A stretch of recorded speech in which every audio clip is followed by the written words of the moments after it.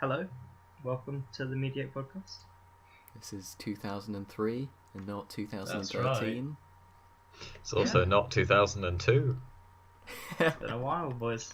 It's been a while since we've done a main series episode. I mean, it's been a month, but it's been a while in real life. Yeah, it has.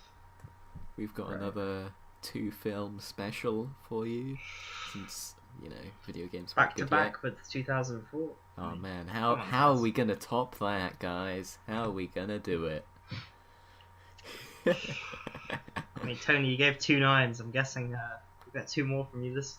I think he's going up now. It's up to a 10. Yeah. On the same, on par as Ponyo, on par with Ponyo. Oh, the only 10 I've ever given to a film. From VA 10. Well, no, to video games I've given multiple 10s. Portal Yeah. 2. Oh man. Yeah, boy. Right. I like How it when does this people work? pick things I like. I'm so looking forward to this. Okay. Mystery. I wonder if Tony likes it. Oh, I'm God. charging my Okay. energy. Tony, I'm gonna unleash. Hello. do you like Freelancer? Because that was your Okay. honorable mention. Oh man, this is a nice start. So we're going. We've gone back to games that like I haven't played because I like know about them or am like in tune with the video game like news sphere at the time. This is just a game that like my dad had like a DVD of for some reason, and it's this space sim like trading game with also like combat and stuff. So I think Elite Dangerous, Elite Dangerous, or Star Citizen, except it actually exists and the textures are a lot worse. But other than that, the gameplay is still pretty fun. Like it's just this sort of like casual, like I don't know, trading, like completing Kessel runs to get money and upgrading your ship over time. And also the story, it's there. I don't remember much about it. I would have been very young when I first played it, but it was pretty good, and I would like to see, I don't know, more like that. More, I hope that things like Elite Dangerous and Star Citizen can sort of kick off a revival of this sort of like space sim genre. But nowadays, I feel like people have this expectation that they just have to be like so massive. Whereas, back then, it was probably a lot easier to make just because people's expectations for, like, texture quality and all that stuff was a lot lower. Whereas, Star Citizen's going to spend 20 years making 8K textures of every ship being, like, 100 different stages of destroyed. Whereas, just make it grey. That's what spaceships are. And Yeah, you can have a lot of fun with it. And, yeah, it's good. Yeah, in a similar vein, there's a game currently like on my Steam wishlist called like Objects in Space, which is it's got the sort of retro graphics, and it's all about, it kind of Nice. converts the ship warfare into more like a submarine thing with I guess radar and stuff, and then it's all about like again trading and doing things in a sort of more reduced way because it's like an indie game without a budget. So I think there are a few things coming up like that. But yeah, I've been meaning to get that and see what that is like. But yeah, no, similarly, I've been wanting that kind of thing. Well, there's a need for it, guys. It's why people have been pre-ordering Star Citizen ships at like $400 each. Oh, man. That game that's definitely coming out. What is out is Freelancer, and sadly it's so old that no computer now will be able to run it. So them's the breaks. But anyway, Jono, you also picked an old game. Which is we've all either picked an old game or film, Harry. Tony, I'm not gonna lie. Halfway through what you were saying, our audio was a bit poor, so I didn't I get said any a very of what you funny said. joke. You can laugh. I'm gonna now if you want. pretend I heard everything you just said. And thank you. Freelancer sounds amazing. I'll listen to it in the edit, I promise. All right, Jono. Yes, similarly, I went for a space related game. I went for Star Wars: Knights of the Old Republic. It's such a cult classic now. Again, it's sort of dated, but also I don't know. I feel it's one of BioWare's like proudest thing until like Mass Effect BioWare. 2. Yeah. Didn't expect to hear that name in 2003. Oh man, KOTOR and Jade Empire were like the games that dominated the original Xbox after Halo. Mm. BioWare were the kings. Yeah, no, How the mighty have fallen. yeah, so I got well. The problem is I confused this and the second game quite a bit because I can't remember which one I got first. I might have got the second one first and played that, and then gone Yeah. back to the original. I think if this is, I think this is the one with the pretty great. Yeah, this is the one with the pretty great twist in it about like your character creation in a sense. Yeah, I'm not. We don't want to spoil the twist, but it is quite good. Is this going The to be an fact that this episode is- of great twists? I'm gonna say the fact that So I really hope my eyebrow movements are picking up on my microphone because they are intense. I'm just gonna say the fact that this is a game from 2003 and we're like, oh, don't spoil the twist, like, really shows how much we've enjoyed this twist. But yeah, it's I have fond memories of it. I think I played it fairly recently, actually. So to say fond memories isn't quite right, but it just it's just one of the best Star Wars games for like feeling like. I guess Feeling like that Spider-Man. you're a character in you feel like Batman. Guys, I can't believe that back in 2003, Lucasfilm were doing something good with the Star Wars license. That's quite impressive. Yeah. Jono, let's be honest though. Would anyone really be surprised if Disney crossed over the Star Wars KOTOR with the Marvel Cinematic Universe? KOTOR is great. I hope it feel comes attacked. canon. No, it's sad that it currently exists in a kind of because it has been like Retconned. it's been put back to Legends, but it's sort of still enough people to kind of count it as canon, and I think people have been trying to like get it back into the actual canon. So I think there have been like references to some of the stuff that goes on, and I think Revan and Malak as the Siths that these games introduce have just been like very, I don't know, they have become like some of the classic well-known Siths to nerds. I kind of you can see why they're not going to do Revan in a film, because there's a very big kind of thing. yeah. But They can't do Revan unless they just adapt KOTOR, but it doesn't work. It's like what makes that game so good is the fact that like player choice is a whole thing. BioWare made it, obviously. Yeah. But Malek's design is pretty cool. That sort of mouth jaw thing that he has, and there's a bit where he takes it off, and you see he hasn't got a jaw. And from the second one, there's a guy who is literally he's like the combination of a whole load of evil force, basically, just wearing a robe and mask. The mask is really iconic, isn't it? Yeah, that mask is it's a great mask. Who is the Sith's like mask designer? Because they must have like a great guy behind it all, you know. Got a load of iconic ones. It was Bane. Be extremely painful. For Right, I literally can't think of a link between KOTOR and Elf. Like there is, it's on the complete opposite end of the spectrum. Actually, KOTOR, obviously made shortly after The Phantom Menace, the film I've seen more times than any other film. After Elf, which is the film I have probably seen the most. There you go. There's a link. Yeah, Elf's a Christmas film with Will Ferrell. It's pretty funny. You should, guys. Have you seen it? I've seen it, yeah. Yeah, I think don't know I've what seen it it, is. I really like it. It's just a good wholesome Christmas film. Is it your tower heist? Yeah, it is. Except I give it like a 9.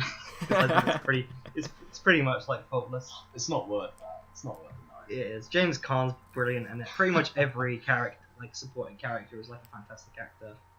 It's just a really solid film. Funny. Will Ferrell was great in it. It's probably my favourite fish out of water comedy. It's just a good film. The CGI is not great, but you know. Come on, you know Came out Thor 2 is 2003. your favourite fish out of water comedy. The original Thor, the original Thor, is actually alright. Yeah. In doing that, it's a shame the film kind of sucks, but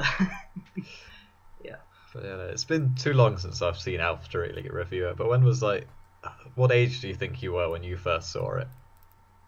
I pretty much see it once a year, every year since I've been born. Well, not since I've been born. Since 2004, maybe. I saw it in the cinema. Wait, yeah, I saw it in the cinema. So Wow. that would have been not when I was 3. That would have been when I was 4. Maybe Yeah. it didn't come out in 2003. Maybe it came out in 2003 in America. But you do know the most terrifying cinematic experience you ever had was with The Dark Knight, 2008. Oh yeah, I saw films way too. Alright. Yeah, you started the trend with Elf. Yeah, although the age Ethan was when he saw Oldboy is questionable. Oh yeah, I watched that film way too young, and I've got to live with that. Permanently etched in my brain. That's why he keeps going on about this dark room.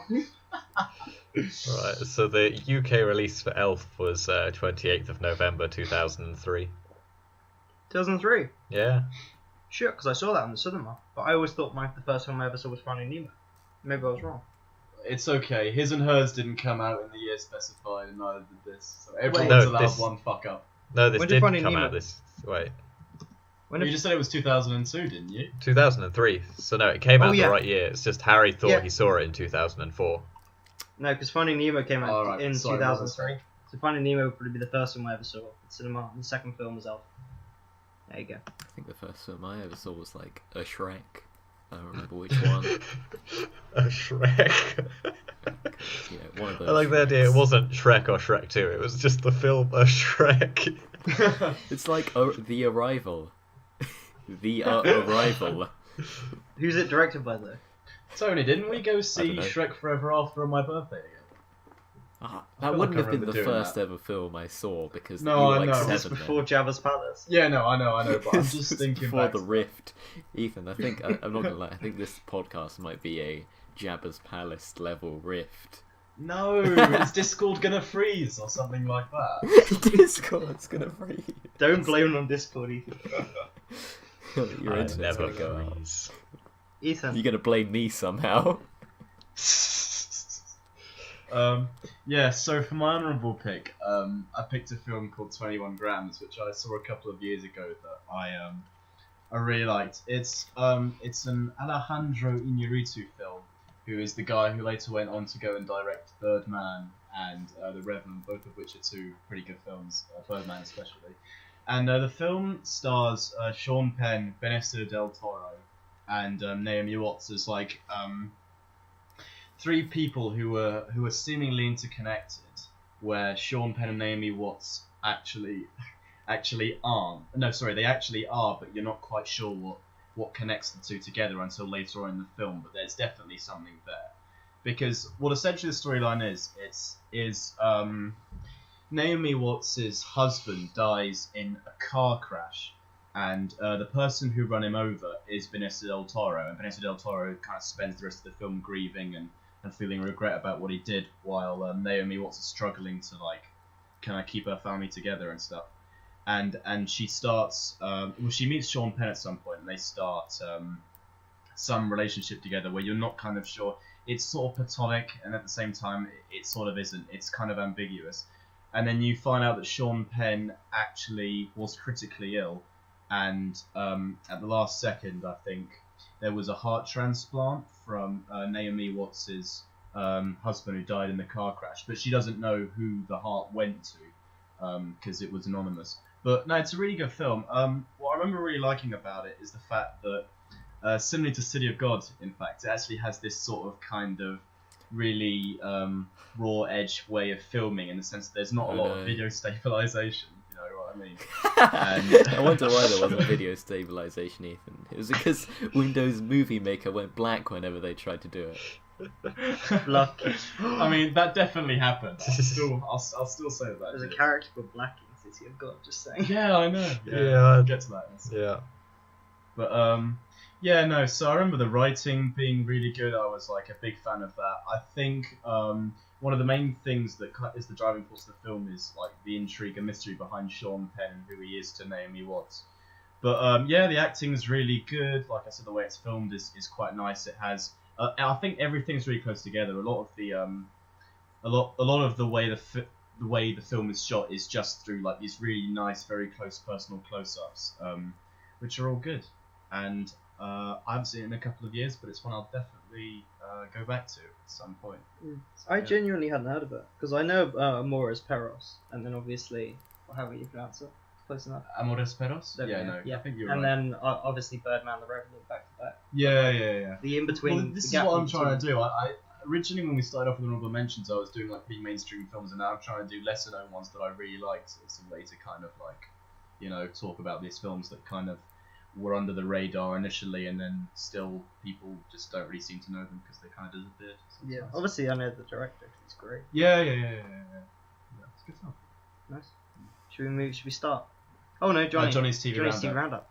Oh yeah. It's not me that forgot it this time. Yeah. So for this year, I have gone for Peep Show. Yes. Yeah, boy. Yeah. Lampasander. Oh man, I've had a busy past few days, especially having to fit in a film, so I've not had time to get any notes. But I know with Harry and Ethan here, I don't need any notes really. It's The Peep Show Quiz Masters. Yeah, that's right. We did okay as well, didn't we? Yeah, we did. Peep Show's great. It was Yeah. started in 2003 by David Mitchell and Robert Webb, coming off the back of university. The gimmick was the fact that pretty much the whole thing shot in their point of view. and POV. yes. Yeah. POV, interestingly, was what the show was originally going to be called. That was the working title, and they thought it was a bit too gimmicky and a bit too on the nose. So they kind of changed it to Peep Show. And they're Just the playing title. kind of like caricatures of versions of not themselves, but like similar to characters who are very similar to themselves. Yeah. Yeah. Jez and Mark, who are just two guys who own a flat together, two very different guys, and it follows them through their careers, through their life, through their loves, Yes. through them eating dogs. Oh man, yeah. Oh, so many mad things. But it's been So going on many. for 9 seasons now. It's so long. It's sort of weird when you read the that little thing it says on IMDb where it's Mark and Jez are a couple Sorry, of 20 Johnny. something roommates. Our connection is very poor. Sorry about that. Okay. I'll Peep cut Show this is out. too But powerful. basically what happened is Jono's connection went, and suddenly we only heard syllables from him. He was just going. Yeah. See, that's what I had of you. Yeah, that's what I was hearing. Of Yeah, both of sorry you about guys. that. It might have been me. The connection kind of is very good, and then it just goes. Yeah. I don't know why it's bad today. But yeah. Jono, what were you saying before that happened? Yeah. Just how it's sort of funny looking at it because it's been going on for so long now. It's up to season 9. And I can't. It's kind of on the fence whether there'll be another one. I think the feeling is it's done for now, but they might do more. But it's weird going back because it's Mark and Jez are a couple of 20-something roommates, and they're not 20-something anymore. It's hard to think of them as 20-somethings. Have you watched back? I did recently. I say recently, probably 2 years ago now, but fairly. But I think what really shows just how well the characters are is just when I scrolled down to the cast and I saw Mark Corrigan and Jeremy Osborne. I was just yeah. So who played them? I was no, not that way around. Who were they playing? Just because they're such names in my head. I see them and think of real people and went, oh yeah, no, of course it's David Mitchell and Robert Webb. I knew that already, but oh man, Super Hands. He's just great. It's just funny. It's just great. The It's twins. definitely a very clippable show. Very clippable, quite relatable as well at moments. Definitely. The amount of Especially, times I've been crying I on the guess altar you with see yourself in Jezza and Mark. It's always really funny to go back and watch the highlights of Super Hands' moments because they're all just so funny. Washing machine in the pub, that the time. twins as well. He's always Oh, going on God. about the twins. Yeah. That time he ran to Reading. You ran to Windsor. I've thought Ah, about watching Windsor. it, but I honestly think I just get the best bits, as overflow from hearing you You're guys too talk about it. You're too busy watching Asian television, Tony. Ethan, that's a meme that isn't even true anymore. Yeah, I'm 'cause not you're watching even- BoJack now, right? Fucking BoJack, God. Can you guys go back to recommending me good things? That was fun.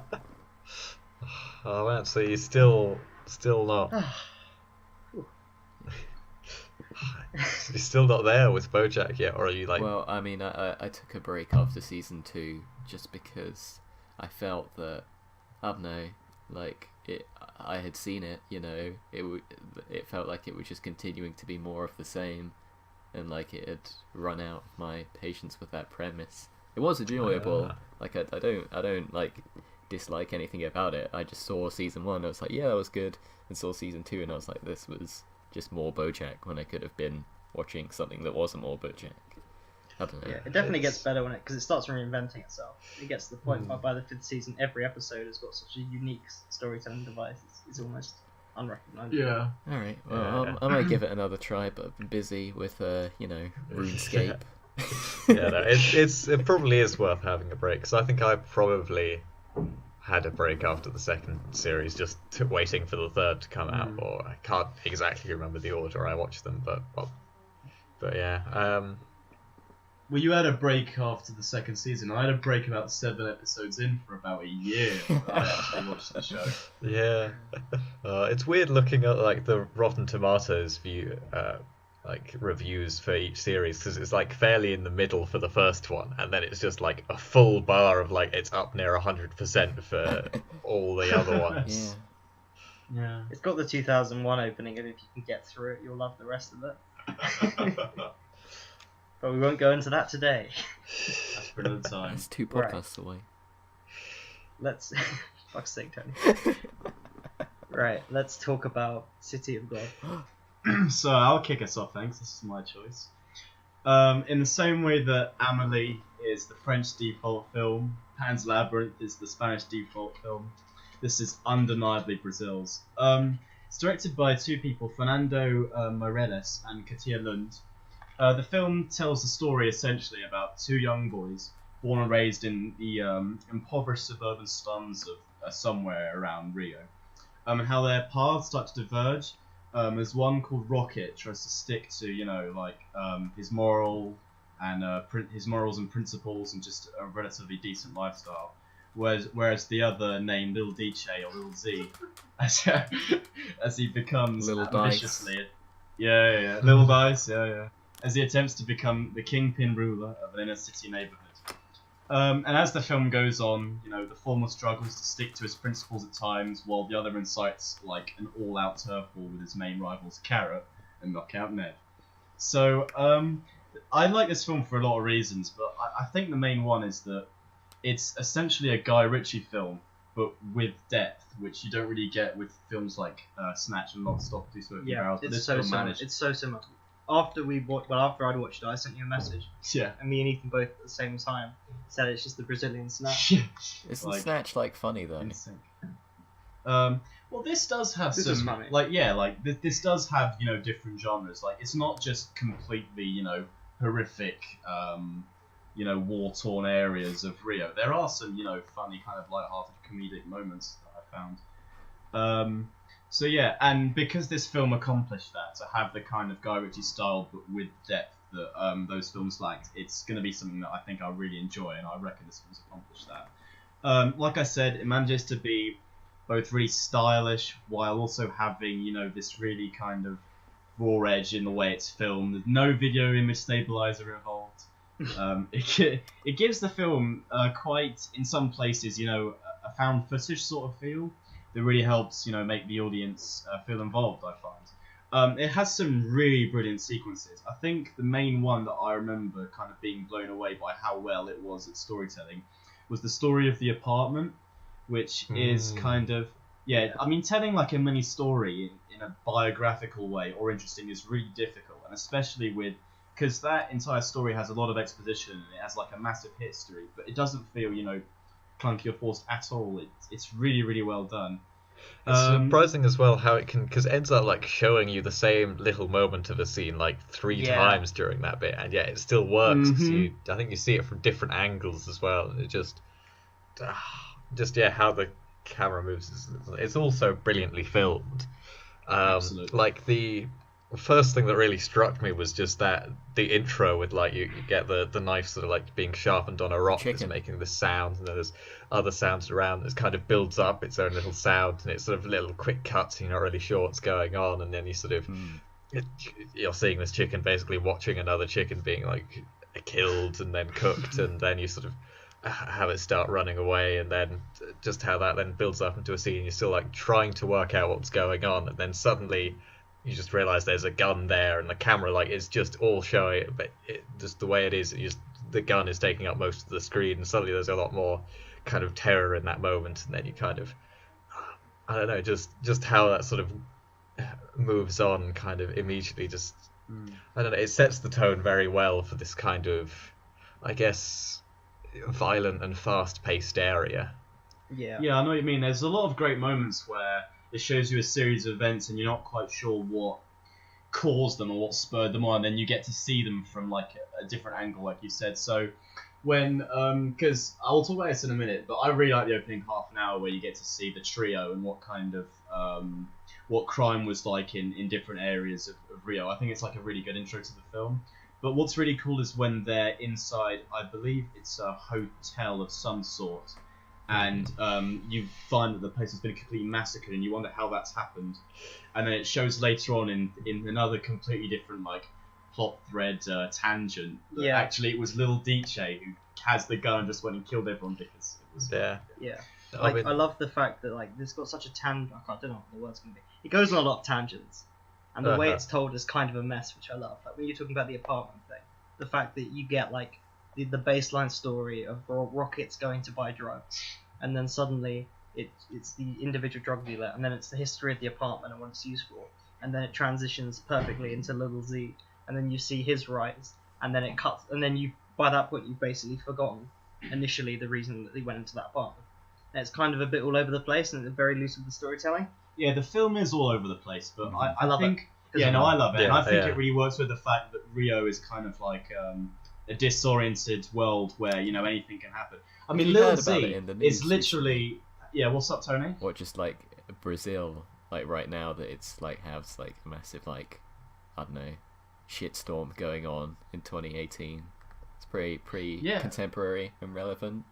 No, That's exactly. Especially for a film that's set in the late 60s, early 70s, And 80s. isn't it? Yeah, exactly. 3 decades. But I mean, going back to, you know, this whole unpredictability, this idea of unpredictability. Whenever Little Z was on screen, I would close up because he's such a, you know, an irrational kind of unreasoning character that anything could happen. When he's on screen, you just go, oh god, I just get like this sense of terror that goes all the way through me. Yeah. And that brings me to another. So the film has some really, really hard to watch moments, and for me, the part of the film where I had to cover my eyes because I just couldn't do it was the scene where he forces one of the children in the gang to pick between 2 other children to shoot. Do you remember the scene? Yeah. And it was just too much for me. I was so gripped. So I was watching, you know, with my hands covering my eyes, but there were gaps so I could see what was going on. But I just, oh god, it was just too difficult. But again, I quite like that because it shows that the film kind of wants to, it wants to show you how terrible Rio can be in certain areas, how crime can have such a terrible impact on people and, you know, just kids as well. Yeah. And it's interesting. It captures that well.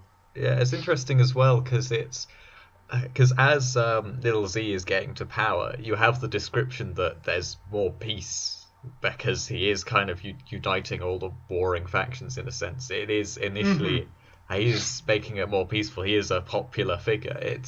That was sort of very interesting. But yeah, his character is very well done. Just the fact that his kind of, well, I say opening moments as Little Dice is just him as a child shooting a load of people and laughing.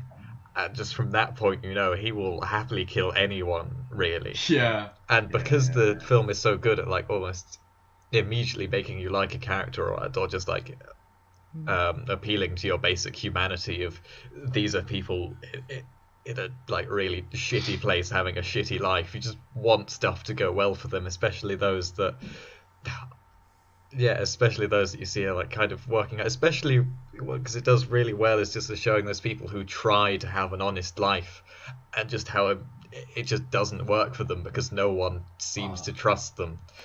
Just yeah, and that's absolutely true.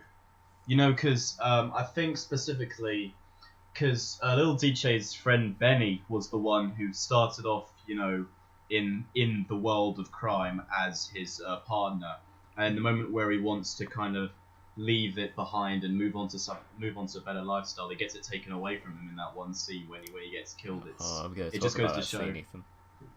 You're going to talk about it, yeah. Can I say one last thing real quick before?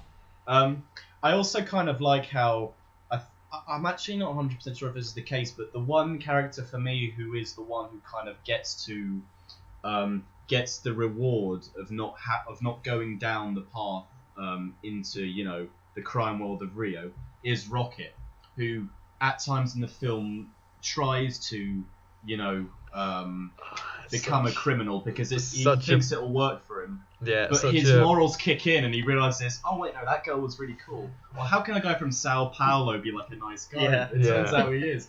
I love that. And then at the end, when he's made it as a photographer, you're like, actually, you know what? Some people do have hope when they don't, you know, go down their path, when they actually, you know, stick to what's good. Wait, can I talk about the ending? Is that okay? Yeah. Guys, you're right for that? Yeah.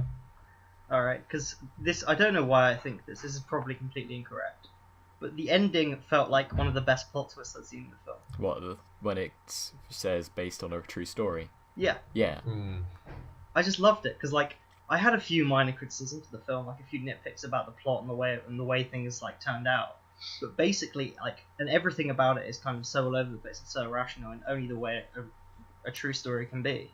And the fact that, some, like, little moments are obviously fake and, like, dramatized perhaps, but, like, it's just, that moment was so good, because the ending was kind of, like, it kind of petered out, and I was, like, obviously, you've got the great conclusion, but then it kind of just ends, and I'm like, oh, is that it? And then you've got that one final line, and then the credit sequence, and which shows the real people, and that kind of that so wrong-footed me. I almost want to go back and rewatch the entire film knowing that. I think that was reframe.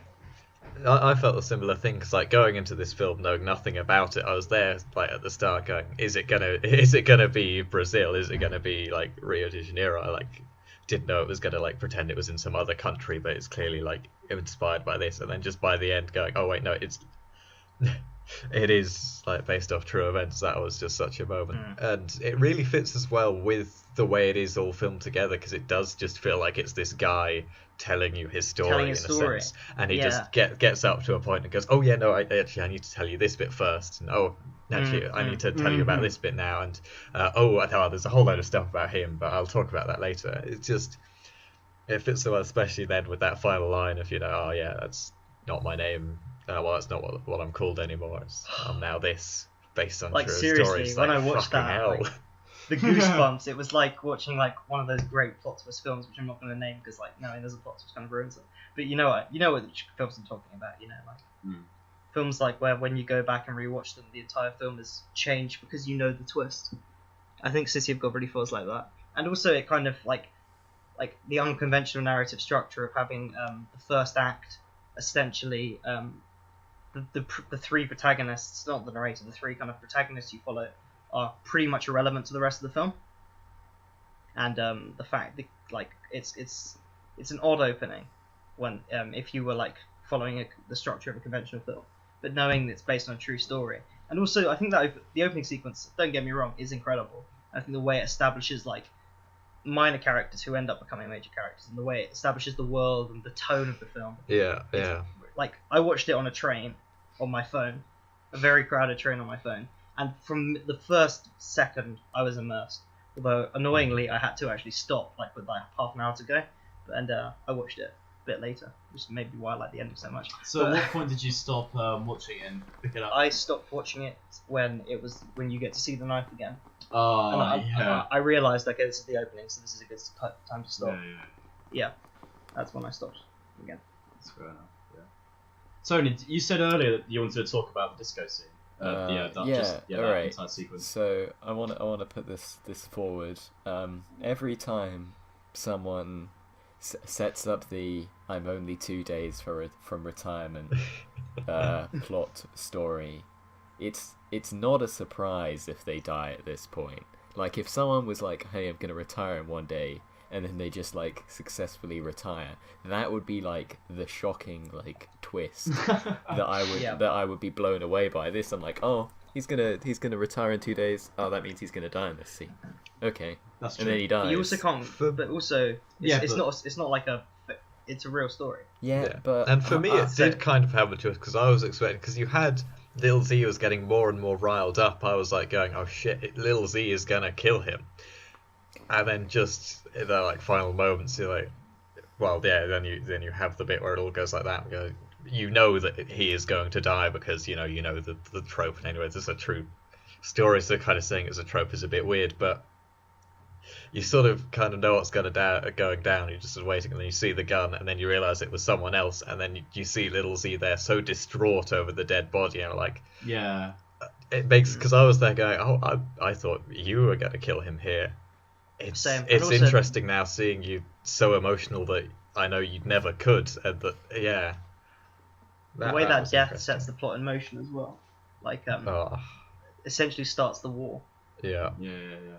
And I don't know about you, Tony, but the fact that that you could tell there was this impending sense of doom for Benny because of the fact that he was close to retirement, and this was the kind of film where that wasn't really going to fly with the plot. I still wanted it. I almost tricked myself into thinking that he actually was going to get away with it because I you liked can Benny try so and trick much. yourself, Yeah, but you're- I don't know. It's the fact that I've literally never seen anyone successfully retire in a film, like in my entire life. No Country for Old Fair Men.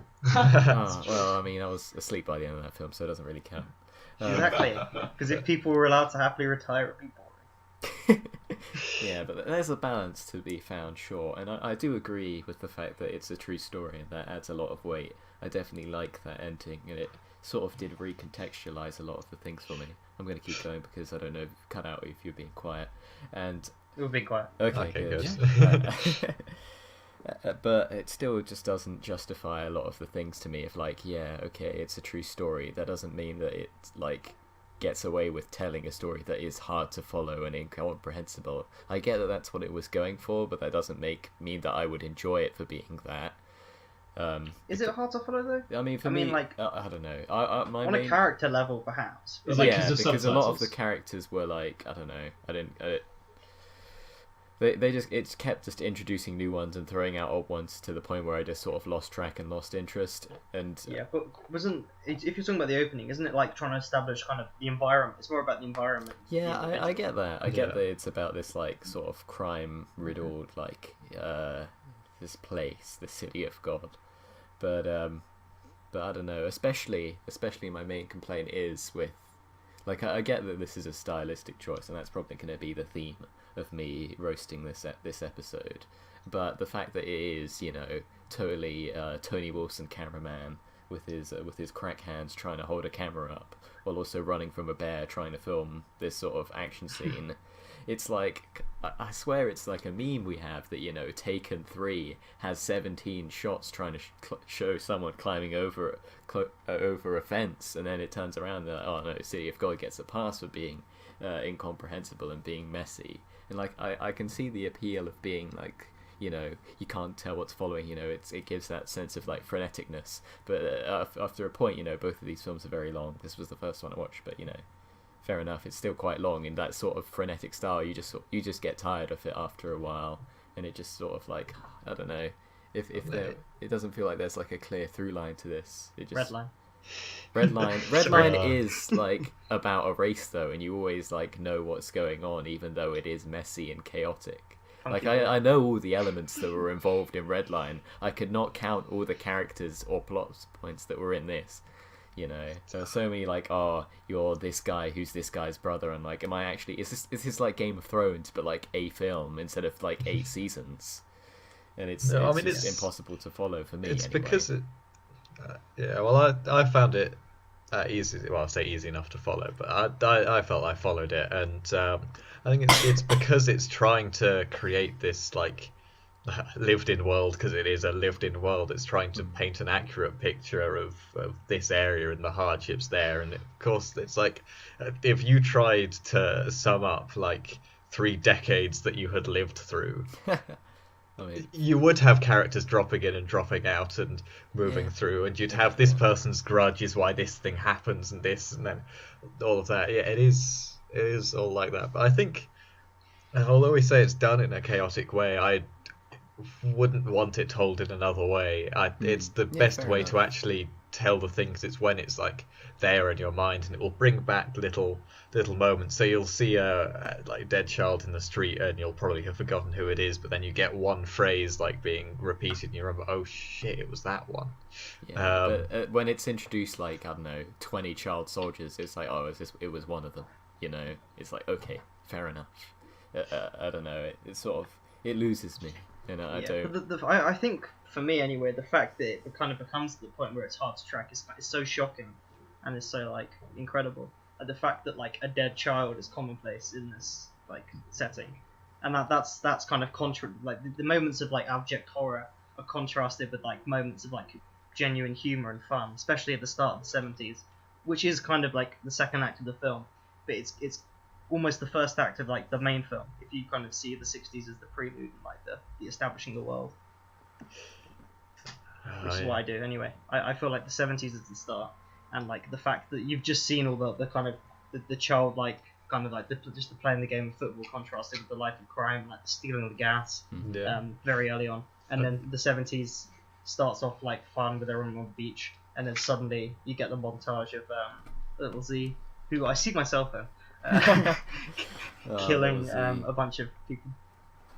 Yeah. I feel like the juxtaposition of the two main characters, and the two kind of like the horrors and the genuine fun. And for me, I initially, the thing is, I didn't find it hard to follow that much.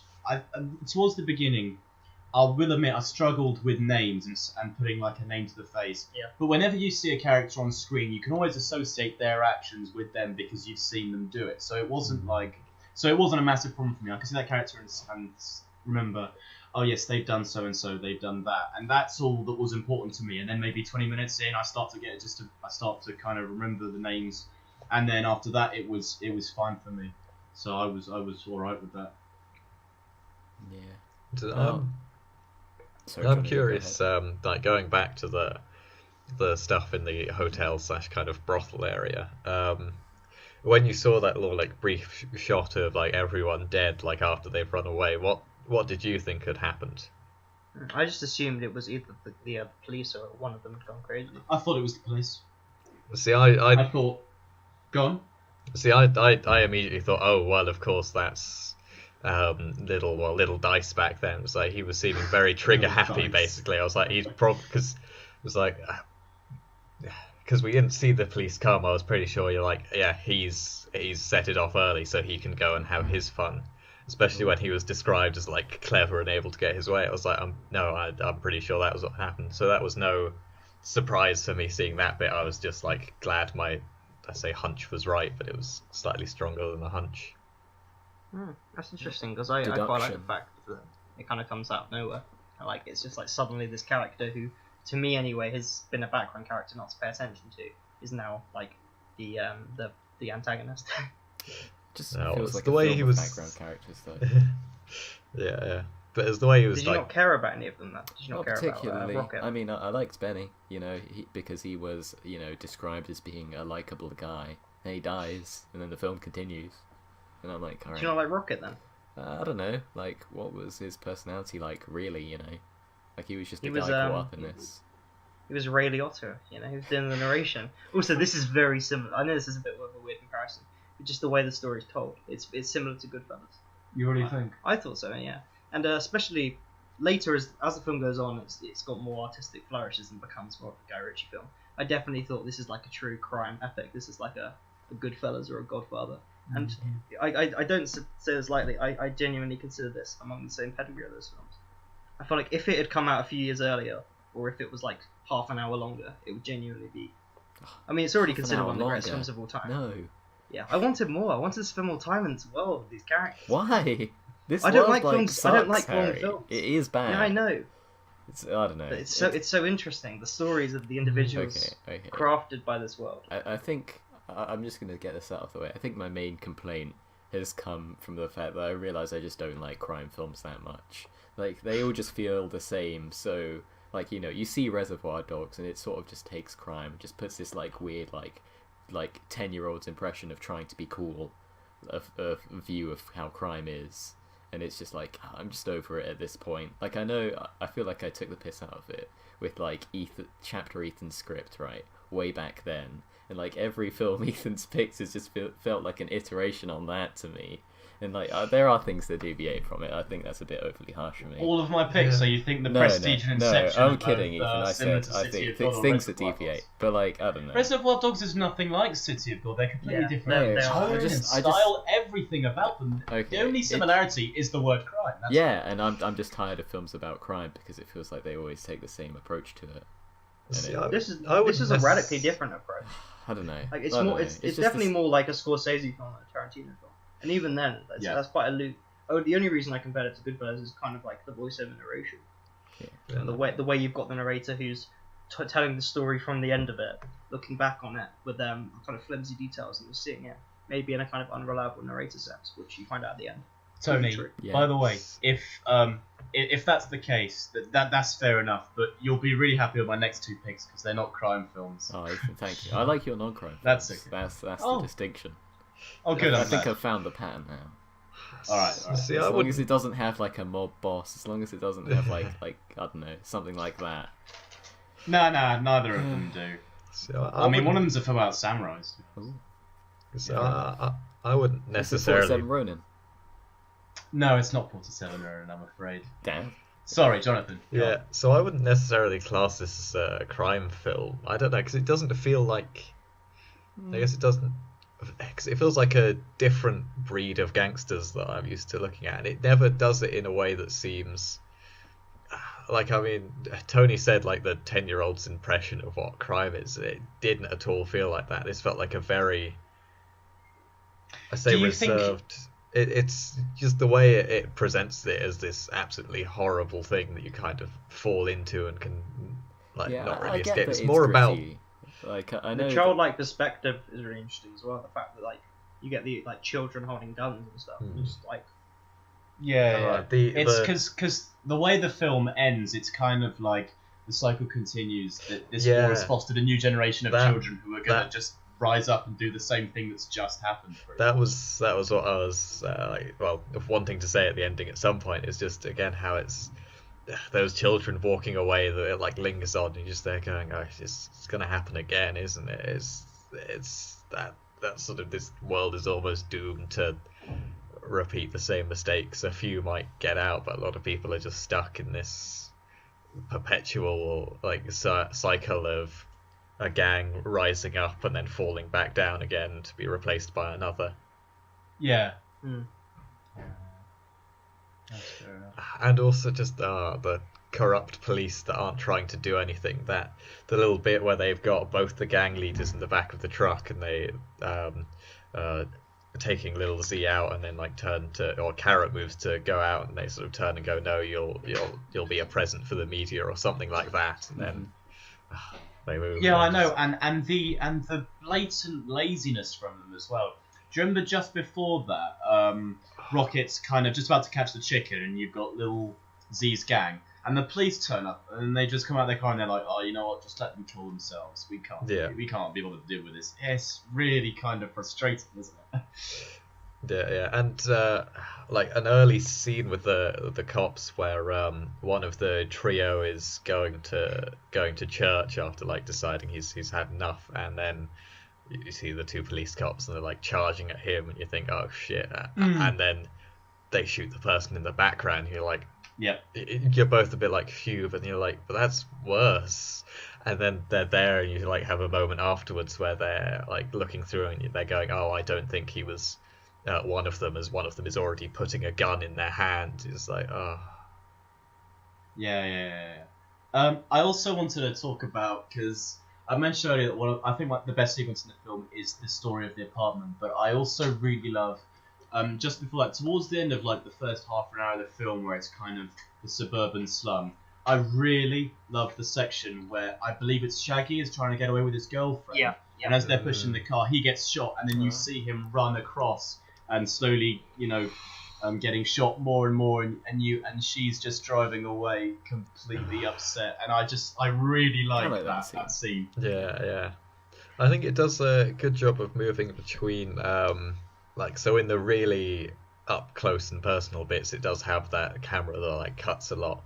But then it has, because I remember for like the apartment scene, you're kind of looking down at it from an unusual angle, and it's just there perfectly still. So it does a good job of varying those like camera angles and the way it's used. But yeah, no, that's another good bit, because I think you kind of stay following along with it, and then I can't exactly remember, but I remember you sort of zooming out near the end, and you've just got him sort of bloodied, like in a gutter basically, and there are people circling around him. Yeah. And then you sort of cut and move on. Yeah. The fact that it can go from something as like stylish and like as like cool and like pristine as that kind of like apartment thing, which just is obviously a fixed camera in one position, like a really interesting shot, and the way it kind of shows the evolution of it. And then like, as Tony criticised, but I think it's actually quite interesting, the fact that you've got like the shaky cam occasionally, and like you've got the moments of like real horror shot in like a more kind of realistic way, contrasted once again with like the kind of more stylish fonts and suave editing of something like a Guy Ritchie film or a heist movie. Yeah, another thing it does really well, I mentioned in the intro how just the way it focuses on the gun when the gun gets drawn, but just pretty much at any moment through it, whenever there's a gun and like a power scene, just the way it has the gun framed and so large on the screen, just sort of showing the kind of the danger in a sense. It just does such a good job of like implying the danger and the sort of the just how horrible these guns are basically. Yeah. Oh yeah, definitely. And like of Tony's criticism of like crime films in general, that they feel like a 10-year-old's idea of cool. I think the fact that these kids, they want to be cool, and that's why they do it. They almost like, they are 10-year-olds who want to be cool, and are kind of like following some of the kind of the tropes of their elders and of like traditional kind of like, I don't know, westerns or what they think crime is. Yeah. And then the contrasted with the reality of what crime actually is. Yeah. And that's perfectly in the scene that Ethan said he struggled to watch, where that kid has to shoot one of his friends. That kind of highlights it really well. And you've got the tears and the snot and all of that, and the kind of the real Johnny, aspect don't remind of it. me. Don't remind me, because I'm not saying that it's like, I appreciate the fact that it is realistic, and like when I say 10-year-old's definition of crime, I sort of mean that it's just like, I feel like I've just like, I get that it's depressing and like miserable, and what do I get out of watching that, you know? I guess that's just me, that I don't know, I don't really have much of a tolerance of the entire film being like, I guess it sucks to be these guys. Yeah, that's like a lot of films though. Yeah, a lot of films that I don't like. I like that it expands my knowledge, especially with the bit at the end where it says, "Oh, based on real events." Yeah, I'm like, true story, so I can say I kind of know what it's like. This was not only like, well, I found it entertaining and interesting to watch, but also it's kind of educational in a sense. It's definitely very interesting from like I guess a human point of view, and seeing how people behave when they're like, I say, locked in this place. It's I mean, they are locked, sort of like that. If they try to retire, you know what will happen. It'll be a product of mine. Oh, one of my favorite like moments in it is when it's basically all the recruiting for the war, and then you just have these people coming up, and they're going,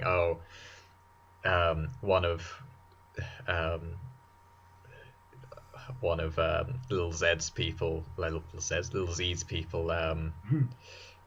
like dishonored me or something, and then just gets handed a gun, and then the other one's like, oh yeah, one of Carrot's people slept with my girl or whatever, and then gets given a gun, and it just you just see how how kind of both sides are the same, and just how easily this society just split itself into two for like no real reason except I want revenge on this person who's part of that other clan. Later, people had forgotten the original reason, But I really like the fact, like, it doesn't entirely work, but because obviously why would he do it before? But like when Knockout Ned gets killed, it flashes back to that, and like you remember seeing Knockout Ned kill that security guard, and then you remember that kid saying that, Yeah. Because when that kid had said that at that moment, I was like, oh, who's dad? Because I bet we know who's dad. And then like moved on from that and like tried to think who it might be for a bit, and then like forgot about it. And so I was really happy later when it was like brought up again. It was like, oh.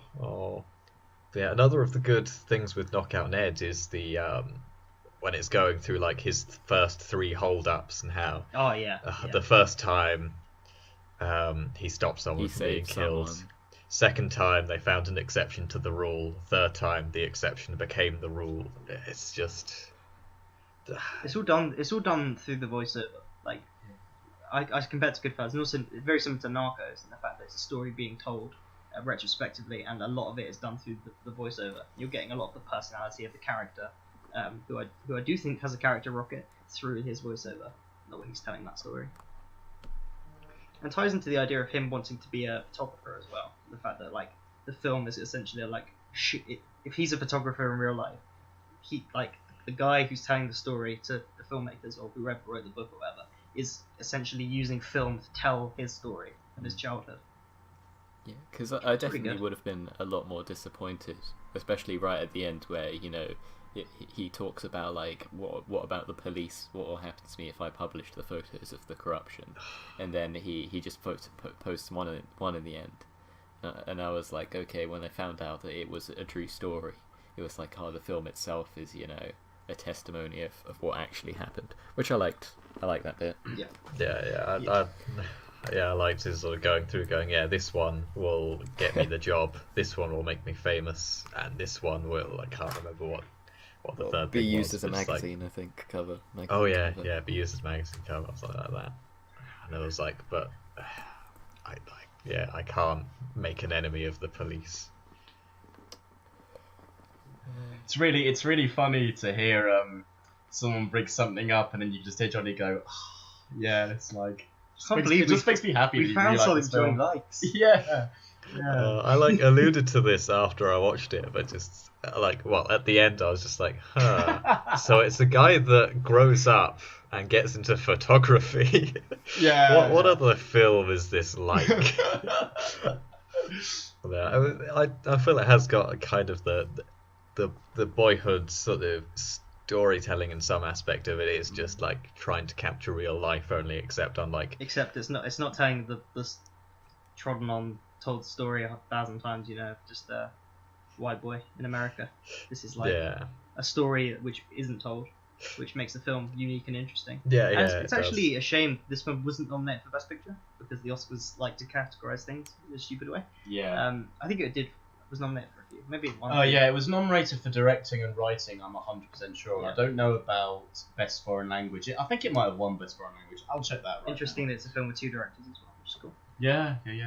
Normally that kind of like conflict in what 2 people want can sort of, you know, show itself in a film, but I don't think it does at all. Well, one was credited as co-directed, but I guess it's cool to see, like, even at the kind of the second crew of the DP getting credit. Also, this like I read a bit of the IMDb trivia going back to our old Mediate days, and one of the bits of trivia that I kind of saw was the fact that a lot of the actors were offered either a stake in the film or a fixed fee beforehand, and they didn't know it was going to be a hit, so they took the fixed fee. It would be about like $7,000, and if they had even been given 1% of the film's take, they would have made 20 times more than they actually originally made, which is a shame, obviously. But it just shows like what a hit this film was, and how IMDb, obviously top 250 is a meme, but it's number 20 in that, and I kind of, for some reason, this film passed me by, and I do think it deserves to be there. Perhaps even in the top 10. It's really good. I knew many things about this film, and I knew that it was, you know, very critically acclaimed, and everyone thought that it was fantastic. And then at some point, I told myself that I'd start watching like all the films in the top 250, and I kind of gave up when it came to Gladiator because I've got no interest in watching that. But City of God, I think, was the first one in that list that I hadn't seen, so it was the first one that I actually watched out of there, and I just was so blown away. And I was like, we're not watching Kill Bill for this year. I'm definitely going to do City of God because I think you guys would really like this film. I think we really did. Yeah. Can I just say I've noticed on IMDb in the frequently asked questions, there's one of them is, why is the favela called City of God? It seems like just the opposite. Oh, it's almost as if it's an ironic statement that it's called City of God. Is it named after what's the name? Christ the Redeemer, the name of the big statue. Christ the Redeemer. Yeah, you never see Christ the Redeemer in the film as well. That's pretty cool, actually. I think because me and Harry were talking about it before, and he wasn't 100% sure because they never actually. I can't remember. Did they mention Rio by name? I'm pretty sure. Yeah, but they never show like a they lot of iconic, Rio images. They kind of say like They say it in a weird way. It's far from the post-God image of Rio de Janeiro. So when that line I thought, oh, this isn't the set of Rio de Janeiro, but apparently it is. Yeah, it's one of the favelas there. I think. Yeah, no, it's the name of a housing project created by the government in the 1960s. Yeah. And then was virtually abandoned and became one of the worst slums in Rio. Oh God, that's actually The way it evolves really as good well naming. from the 60s to the through to the 80s, the kind of just the way the landscape changes from these kind of muddy barren to like the more modern streets. But then even it's almost like the inhabitants grow up as well. It's That's great. also like a general shift in location as well. I'm pretty sure because they start off in the suburbs and then some of the characters leave that in hope of something better, and they get to the inner slums of Rio, and it's like, oh, actually no, it's not so much better, is it? Yeah, the fact that the characters are kind of shaped by their environment is just really good. Yeah. Should we start? Should we move on to giving it a score then, or has anyone got anything else to say? I'm sure there'll be something I'll remember later that I wanted to bring up. Yeah. But for now, there's nothing I can think of. Okay. All right. Well, I guess I could probably start then. So, like you guys probably know, I really, really like this film a lot. And one thing that I actually wanted to bring up in my summary was the fact that I think this film always gets, the tone that it needs correctly. If you look at kind of like a Guy Ritchie film or a Tarantino film, when it deals with sort of sensitive issues, I feel like the tone can sometimes be really, really often sometimes immature. But when you see sequences in City of God, like I think so specifically the scene where I just couldn't watch it, and the scene where you see what happened to knock out Ned before he kind of got engaged in the turf war, is dealt with such a kind of a sensitivity and sensibility to me that I think how anyone could treat this as, how anyone could think of this as glamorous or anything like that. It just gets the tone right for me, and I like that because I think like I said, I think it balances comedy when it's needed, and it does it in the right place, and it does drama and genuine shock in the place that it's needed to be. So it has that balance really well. So I'm gonna give it a very high 9 out of 10 for me. I think if I rewatched it honestly could make my top films, but that would be for another day. Retcon 2 maybe, but 9 out of 10 Retcon 2 for me. baby. Retcon. This is definitely a retcon 2able episode for me personally. Because I Can I go don't next? know. I feel like I'm in an odd Jump in. mood. Yeah, go ahead. Alright, I pretty much agree with everything Ethan and John have said, and some of what Tony said. The nice stuff about it. Yeah, I really liked it. It's one of those films that I kind of like hate my scoring system because it's so obviously a 10. Like, I'm not going to give it a 10 because it's not one of my 10 favorite films of all time. It's You brilliant. made up Really that is. rule, Harry. Yeah. I know. Maybe it will one day, but for now I'm going to give it pretty much the highest 9 I can give. It's going to give basically a 10 bits a 9 thing. And honestly, like, it's very rare that I can watch a film in like a difficult situation, like in a crowded Like a train, gunpoint. just on my phone, and be so immersed in it. It's rare that I want a film to be longer. It's rare that a lot of things about this A film. film over 2 hours as well that you want to be longer. When does that ever happen? I know, it's ridiculous, but yeah, I really love City of God, and it's one of the best things we've done on the podcast. And I'm giving it Yeah, a 9. Yeah, I agree with all of that as well.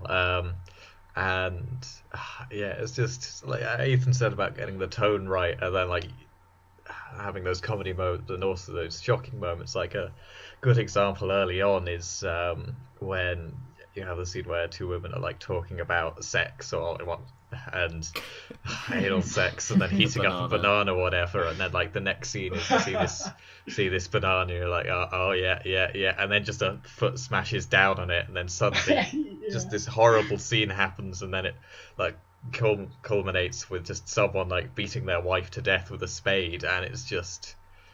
No, she was buried alive. Well, hits her a few times with a spade and then buries her alive, I guess. But yeah, that.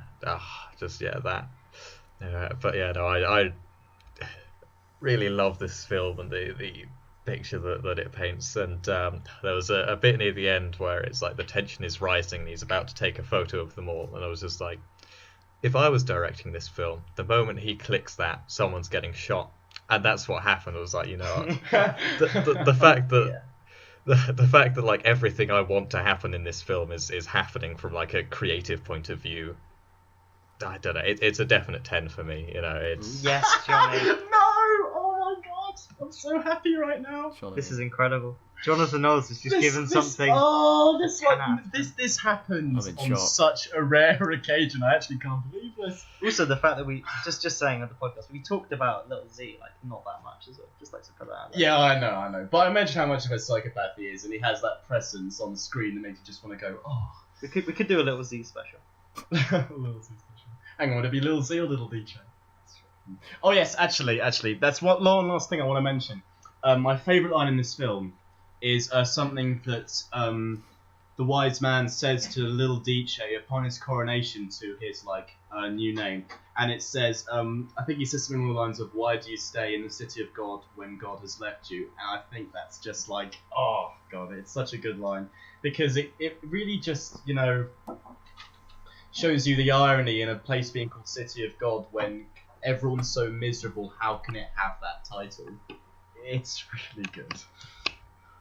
Yeah, Ethan, I think you said miserable there, and I think that sort of sums up my experience with City of God, because I don't know, it feels weird to look at something that is trying to capture like a genuine tragedy of the world, and then being like, yeah, tragedies are bad, so this is bad, and obviously it's a testament to how well it's recreated that feeling of how horrible the world can be sometimes, but man, I don't want the world to be horrible.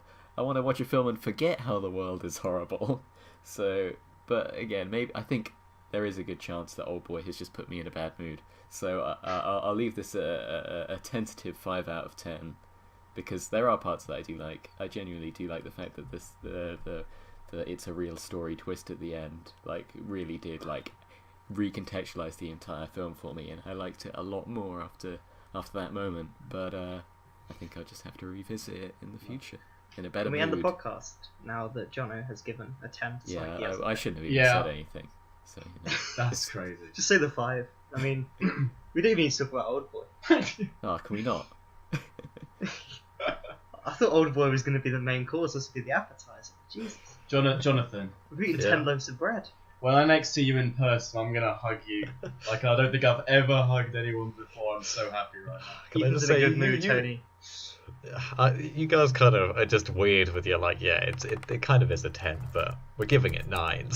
So what? Yeah.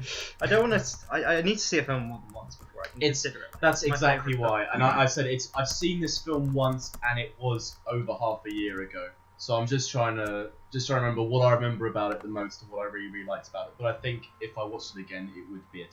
Yeah. I mean, I'll definitely watch it again soon, and I'll probably will go in my top 20. Maybe not in the top 10 straight away, but it's definitely in the top 20. But yeah, no, from just the intro, I was like, you know what, this could be a 10. And then I was there thinking, is it a 10 all the way through? And as I said, the moment where it just if I was directing this film, I'd have this moment happen now, and it happening. I was just like, no, this is definitely a 10. This is what, if I could make a film, I'd want it to be this film.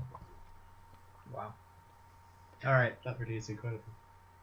Ethan, I'm sure. Yes. you're in a good mood. Tony, can you change this? Are we talking about Oldboy? Yeah, You know I it. think Ethan should do his Alright, intro. alright. And Yeah, then yeah, we'll, yeah. And then we'll go to Tony and me and John. D-rhyme description. We'll chip Sure. in. So, the second film that I picked for this year is, if you haven't already guessed by now, is Oldboy. So my first interaction with this film, I was like 11 or 12 years old. That was probably a mistaken judgment, but whatever. So I am kind of like, I am sort of permanently scarred with my first watching of this film, and now I think I could watch it and I wouldn't be as terrified by it. But yeah, like I say a lot of the time, if you have the stomach for this, then I think you have the stomach for pretty much almost anything. So congratulations, Tony. You won't see a film harder to watch than this, I think. So the film is the second installment in Park Chan-wook's Vengeance trilogy, with the other two being Sympathy for Mr. Vengeance and Lady Vengeance. With this kind of being like the Dark Knight of that trilogy, it's the second and it's meant to be the best. I've not seen the other two, but I will at some point. So it's a South Korean revenge flick about basically a man who is abducted and then imprisoned for 15 years in a room, having been given no information as to why this is. And before he is able to escape, he is mysteriously released, after which he is given 5 days to uncover his captor and why this has all basically happened in the first place. So the reason why I really, really like this film is I think it has the ultimate revenge plot for me out of any film I've ever seen. I'm gonna Oldboy all my enemies now. And that's because through plot reasons, you have kind of two revenge plots happening simultaneously, and they weave in and out of each other in what I think is a really satisfying and extremely well-revealed way, as you have a character unwinding a plot that originally started in his adolescence. One revenge plot incites another revenge plot, and that revenge plot causes the other revenge plot to come to its conclusion, and that conclusion causes the other revenge plot to end too. It's well constructed for me, and like I said, it weaves in and out quite well, I think. Another thing, I think the acting is, 100%. Especially, I don't know the names, but the actor who plays Odai Soo for me has utmost devotion to his character. I think specifically for me, this comes through a lot in the final scene, and not the final scene that you think of, which is the epilogue. I mean the scene where so not the actual everything final kind of falls apart. Scene before the final. Yes, the penultimate scene. His acting, is almost animalistic as he tells Woo Jin that he'll cut out his own tongue, and as well, while he's being locked up, you definitely get a feel for his descent into madness and thirst for violence and vengeance. He ate a live octopus in Roll. That's dedication to a character. I think and they he got ate it in the through most like gruesome way possible. I think they got Was it through like 4? 4. Yeah. Yeah, I think it was 4 as well. And also, I think the actor who plays Woo Jin is really good as well. He has this kind of a sinister charisma to him, and just the way he laughs and chuckles is really off-putting. You know what I mean? The way he kind of just giggles. It's like childish. Yeah. Other things, I'd say this film really just doesn't have any boundaries for me. I think it's like My Red Line. It kind of just does what it wants without really caring. No, don't taint the good name of Red Line with this. No. I'm gonna do it. I'm gonna do it. I don't think this film cares about being too tame, and that's the thing I've seen with a lot of, East Asian cinema that isn't animated. Actually, no, that's kind of an unfair thing to say. Just East Asian cinema in general. It isn't afraid, and a film this horrific wasn't like an indie film. It was pretty mainstream in South Korea. Like, a lot of people went to see this. And I don't think you dream of a film like this being shown commercially in the UK in the same way, a Transformers movie would. I wouldn't have said. It's just too line crossing and too brutal. I think there'd be too high a risk of it failing at the box office. A guy eats a live octopus, that film doesn't give a shit. Guy fucks his daughter, just don't give a shit. Guy cuts off his own tongue, don't give a shit. I love that. I think it really does defy a lot of things. Harry. Yeah. Okay. The film kind of like, I'm quite interested in the context because like Oldboy is often cited as like the South Korean film to see, and it's kind of it was so successful in this country in the US that it almost got people into South Korean cinema in a way, and it kind of did things. Like this director, who I think his name's Park Chan-wook, maybe. Yeah. He kind of is obviously the middle part of this trilogy. So when did that come along then? Because I swear initially it wasn't like heavily released throughout these two countries. I think it got a bit more of a following later on. Yeah, but I think it Oldboy really kicked off in 2013, Ethan. It's the film that got people into South Korean cinema, and now South Korean cinema is a big thing over here. And the fact that the director of Oldboy, when we're recording this just a couple of nights ago, is now directing a series on BBC One, a Sunday night drama. That just goes to show the kind of the reach that Oldboys had in kind of crossing over. And it's fair to, it's it's fairly obvious to see why, because it is not it's not like a, I don't know what the word is for. It's not your average Joe. I can't really find the words for Oldboy. It kind of It's really weird. it transcends words. Yeah. It's not a cliche film. I've never seen anything like Oldboy before, and I never will see anything like it again. That's very true. The other thing that this film is very well known for is the corridor scene, which I think is just incredible. It's far and away one of the best scenes I've seen. Only nice things to say about the film. Yeah, absolutely. We'll get to that just scene. a second. Yeah. Every aspect of this scene I really like. For starters, it's a really smooth tracking shot, which, as most of you know, I'm a sucker for a good tracking shot. You know, it shows talent for me because they're not really easy to pull off. Because they often involve a lot of choreography and making sure that every aspect of it falls in place at the right time, and that often takes ages. I think it actually took 3 days to film. That to me is dedication to like a particular scene. I really like that. I think it's tracking shots in general, just like a really immersive way of showing off action, as if you're in the room with them. In the same way that Children of Men has that, as does Daredevil, and they're both like key components. I'm glad you said Daredevil, because Daredevil's definitely like taken this, and every season they have a one-shot corridor scene, like literally like inspired by Oldboy. So much so that in season 3 there's a 13-minute, there's 2 corridor scenes back to back with a dialogue scene sandwiched in between. Yeah, me and Johnny watched them together, didn't we? I think this is up there with corridor scenes such as the great one in The Green Hornet, which I don't think any of you have seen. Right at the end where he learns how to do kung fu for some reason. Oh man. It's the peak of East Asian cinema. Also, there's this idea that characters feel pain and they get tired and they do feel exhaustion adds to the realism of the fight for me. It isn't kind of like this crummy action hero fight where characters can take infinite punches and be able to get back on their feet instantly. It's prolonged. Also, I think no editing was involved except for the knife that gets stuck in his back. At some point. That's what I've read. Yeah, no, it's really, really, really good scene.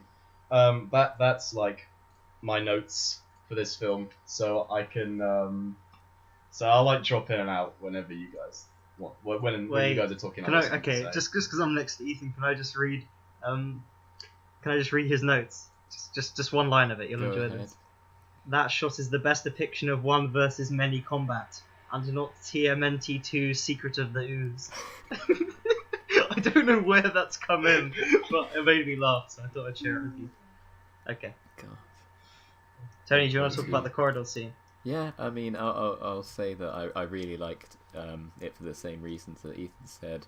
I love that it's just the thing that keeps coming up, that comes up 3 points, if I remember correctly, is like, can 15 years of imaginary training like help me pull this off or whatever? And it's the first time he does it is like apparently so. The second time he tries to force himself on someone Blade Runner style, apparently not. And then the third time, like he has this like this. I just really like the idea that that like he could just practice punching a wall for 10 years and become unstoppable. It's the I want to say Bruce Lee, I hope I get that right, thing of like, fear not the person who's practiced 1,000 kicks one time, fear the man who's practiced one kick 1,000 times. And it's just so cool that he just, it's so many guys, right? Like I don't get how Ethan can like this scene and not like John Wick, which is just this for an entire film, aka I think it's the one shot thing. Yeah, one shot really helps. Although John Wick is incredibly John Wick.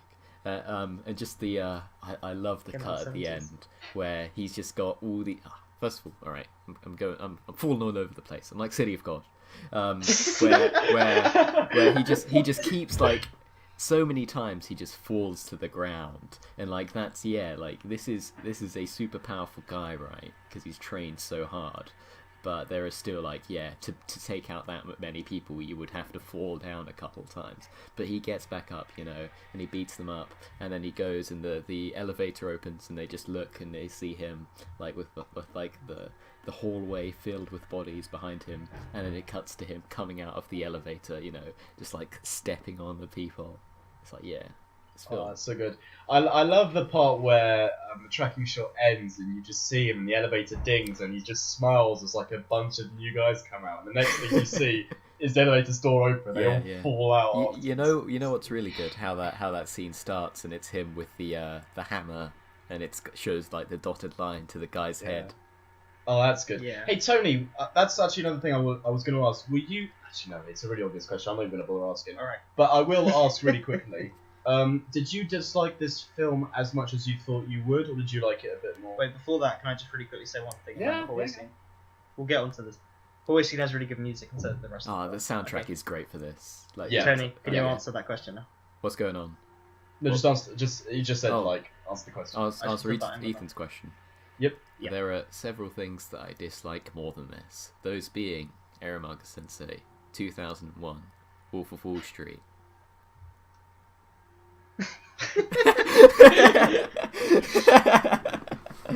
One of those is like a 9. There was a 2001 and Wolf of Wall There was Street. a slight chance. There was something in you that made me think there's a I don't know. possibility he might like it. To be honest, like, I don't know, like, it is a very confusing film, and this has been a confusing year, because I feel like that, like, a lot of the scenes, obviously, I don't have a very high tolerance for, like, overkill, gory scenes, so there were a few scenes I skipped, like, quite a few, but, like, I watched most of the film, and, like, I was enjoying it at times. It's just, I feel that, to sum up my main problems with it, it drags massively in, like, the last third. Really? I Yeah. thought the middle drags, but it picks up towards the end. For me, it's like, he gets out, there's a big middle bit, and then you kind of have the revelations about the school. Yeah, So I'm interested to hear that. The school stuff for me felt really weak, because like with a lot of mystery, you want it to be something that is like, oh, how could I have missed that? And then it's just, oh, it's because he just tells you new information. Fair enough. And I feel like it relies on a lot of really lazy like tactics for its plot to make sense. Like the fact that so much of it is just like, I actually hypnotized you to think that this was a good film by putting in a scene at the beginning, and when that scene of the beginning played, you would be like, something else happens, and it's just like, oh, alright, I guess hypnotism is just a magical power that can sort of wave away plot holes, and it's just like, alright, that wasn't Yeah, very but they don't just say the word hypnotism. Like they actually explain they it in a flower it logical up way that at the makes same sense. level whenever someone in Star Trek says, we're gonna use the burst laser to discombobulate the enemy's warp drive, and I'm like, I get it, like this isn't interesting. And like the twist at the end, like I honestly saw coming, and I just didn't care at that point. The fact that with Mido and all that, I don't know. It felt like it lost its weight. Like, I really like, at the beginning, the idea of the guy who has effectively gone into this, like, training for, like, 15 years. Like, become, like, a fucking super soldier by being... Alright, this is my main beef. By being determined to... I want to see if I can find the quote. What is it? Rip him limb from limb and devour him so that there will be none of him left because he's swallowed him whole.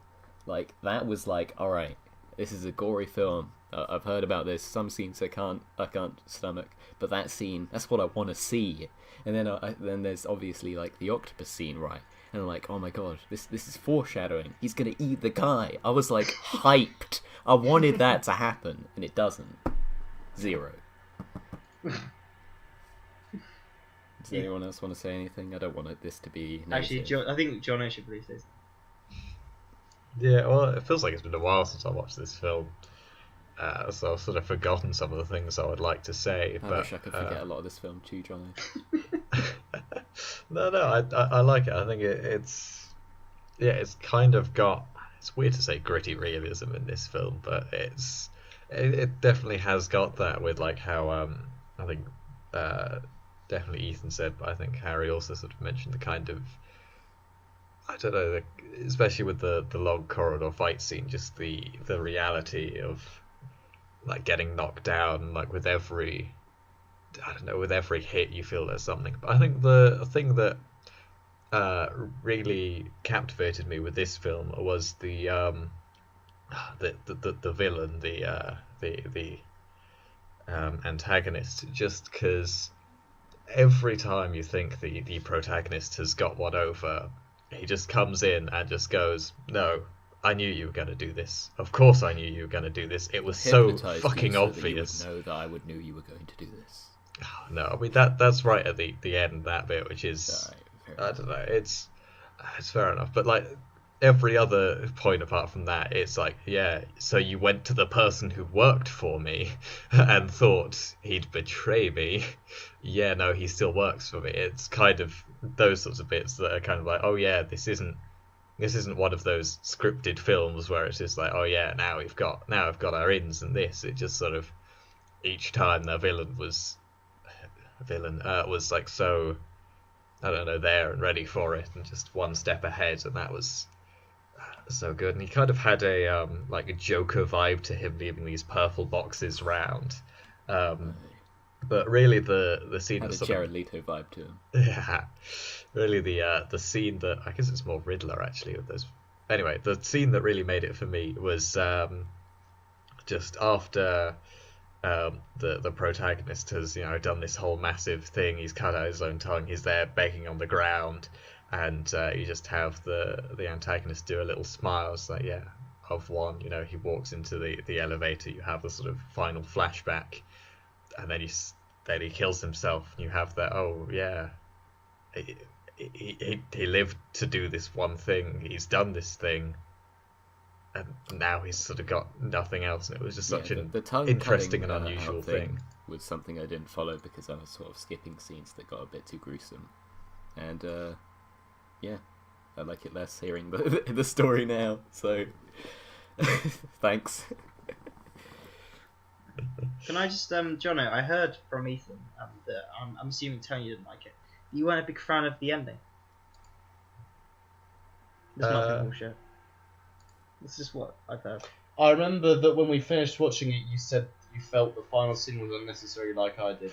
That might just be my poor memory. Yeah, no, now I've remembered exactly what that final scene was. Yeah, it's just the bit where he likes walks. He's like there in the snow, talks to someone for a bit. Oh yeah, I guess because it's. Oh wait, I can't exactly remember what the ending anyway, bit was and where I thought it would end. I think I'd like to say that personally I really like it. I don't know. I get some of it him sort of going, I want to forget it all again, try and hypnotise me and see if it works. But I don't know, I think my feeling was it was such a strong moment, the antagonist walking into that elevator and shooting themselves, that, I don't know, I felt it should have ended there. There was enough Yeah, done. I completely agree with you. I think the logical conclusion for the film would be to end there, because he's fulfilled his purpose. He's got no reason to live anymore because he just lived to make Odaisu pay.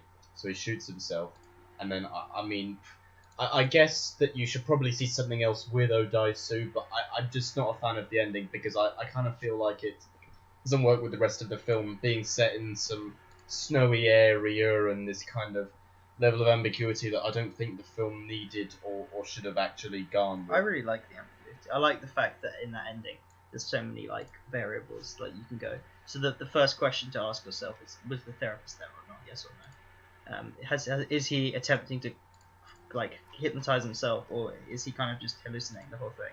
Second of all is like, I think this one the answer is yeah, it's not really that ambiguous, but is his daughter / lover there with him? That's a really weird sentence to say. And the third question, the most important one, is did he forget? And the look on the actor's face at the very end, the kind of the smile and the kind of like flickering his eye and the way his smile kind of slowly changes to something else, and then the film cuts. That moment for me was like the when the thing's spinning in Inception. I really like the ending. Personally, I also like the opening, which Ethan said he wasn't a fan of, with the guy hang, because it's so bizarre. It's a man holding someone off the roof of the tie, and then suddenly you're like, oh, what the fuck is going on? And then it jumps to a man being drunk in a police station, and you're like, hang on, okay, I'm already immersed. And also the opening, it's quite funny. I enjoyed the police station, but then you've got the rain outside and the opening graphics with the clocks ticking and the patter of the rain sounding like clocks, and already I know I'm in for a good film. Unlike the opening to the 2013 remake of Oldboy, which from what I saw looked very generic. Yeah, I mean, On to Tony, who can tell us more. yeah, I didn't know there was a remake. I accidentally watched a bit of the remake. The remake is also bad. I mean, I doubt I'd like it more. I probably would dislike it because it's a different, more generic flavour of bad rather than being a distinct South Korean flavour of bad. But yeah, I don't know. I'm trying to distance myself from the Josh Brolin version, but the only thing I can think of is just that I don't know. That, I don't know, Thanos was a more likeable guy than anyone in this film. Yeah, I'm not really... I don't know. This film's confused me, and not in a good way. Yeah, fair enough. Anyway, I liked it. On the polar opposite, I think it's horrible. Yeah. But that's why it's kind of great. Because like, why do people watch horror films? Because you like to be scared. This is kind of I don't know why people watch horror films, Harry. Fair enough, but like this kind of, you don't get the kind of release in this that you get in a horror film. It's kind of sustained terror throughout. It's so haunting, and the fact that it jump cuts from the kind of the rain pattering and the old boy to just someone groveling on the floor of a cell asking what's going on, what's happening, and like that the opening when he's in the room is kind of just so compelling that it carried me through the rest of the film, which admittedly is a bit patchy. I feel like it's a 2-hour film that probably could be an hour 40. There's a lot of unnecessary scenes when he's out in the open. There are some plot contrivances. He literally tries to rape someone and the film just forgets about it. There's a lot of moments that but Harry, come on. She was hypnotised to know that he would be attempting rape, that she would actually fall in love with him. I don't think the film really goes like, the only hypnosis is to set up the dominoes. Well, for me, they have to knock them over themselves, which they do. I feel like that anyway. I feel like the hypnosis was essentially just to get them to meet, and that was about it. I don't see it as like the whole film was like something like... Yeah, but for me it's like a mystery film. It's like the payoff of, why was he locked up, what is the villain's end game, and then it just sort of like, oh, how was I doing it all along by hypnosis. Like comparing that to like... I don't think it's the how, I think it's the why for me. Yeah, but the why the what the why is fair just... enough. But it's so twisted and it's so different. It's so like I hate Oldboying someone different is just better because like it's different and also not good. But Oldboying someone should be a thing. Like Oldboy. If someone pisses me off, I'm gonna lock them up for 15 years. And you didn't like V for Vendetta for doing the exact same thing that this film is. Yeah, wait, what? No, but he just likes V for Vendetta for a lot of different reasons. Alright, yes. Fair enough. But, yeah, but like, the locking people, I'm kind of making a joke. Alright, fair enough. Whereas like V for Vendetta, it's not like the main character comes out of the prison and then falls in love with his captor, and the film's like, oh yeah, this is great. The film never endorses the behaviour of oldboying someone, but I do think we should start oldboying our enemies. Like it's so ridiculous, it's so ostentatious in the way it's like, how do you destroy someone? And it's so kind of miserable because of that, and it really worked for me in that way. That being said, like Inglourious Bastards, the actual, like, there's some great moments, there's some great scenes, some great reveals, but the fabric that ties it all together for me is a bit boring at times, actually, which is weird to say because I love the music and I love the style in those moments, like the hallway scene, the opening when he's in the prison, basically the entire film from the school stuff to the end. But the fabric tied together didn't really work for me as well.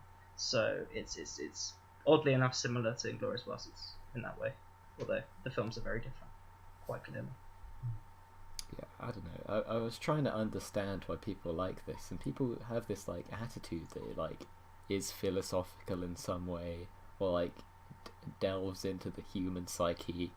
And I don't know. It just felt like a revenge thriller that just like didn't really satisfy revenge that much. So I don't get it. What do you mean by it doesn't satisfy revenge? Because the guy at the end is like, I've won. I'm like, oh, guess this film's pretty pointless then. You know, what was I doing for the last hour? Because I watched it at 2 times speed. Why is it pointless if a character wins? That's how revenge plots work. So You either Infinity win or War you ends. lose. Yeah, Infinity War is also a good film, and also Thanos is correct. So you know. Yeah, but what's that got to do with Revenge and Vengeance? Because like it's. I'm just joking. All right, Ethan. All right. My main thing is, I don't know. I feel like I've brought it up that when I have like a set of expectations, that when something goes against, like I find it hard to like justify like a film when it doesn't do certain things that I want.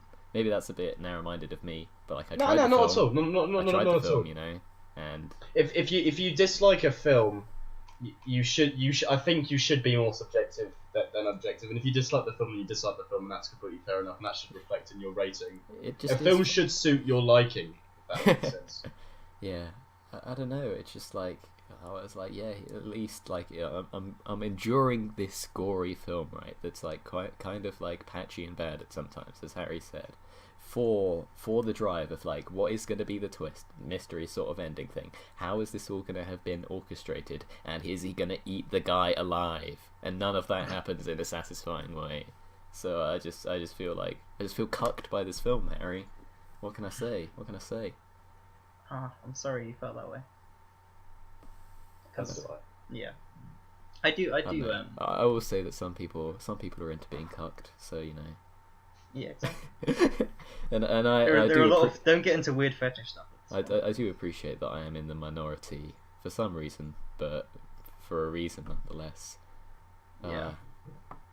I feel like the fact that it's kind of like you keep going on about the violence, like it's a very violent film. It's a very it's one of the darkest films I've ever seen, maybe ever made, and like there is a space for that. There are people who enjoy watching like horror films, there are people who enjoy watching violent films, and like it satisfies all those kind of areas. For me, like apart from the fact that sometimes it's just uncomfortable to watch and so I'll skip through it, it just feels like a crutch most of the time. Like I could make Tony Wilson Stabs Himself the film, and you know, would that be like an artistic like statement that I have a disregard for personal safety? Like, not really. Not really. I'm not going to stab myself, Harry. I'm not. I'm really scared for Silent Hill 2.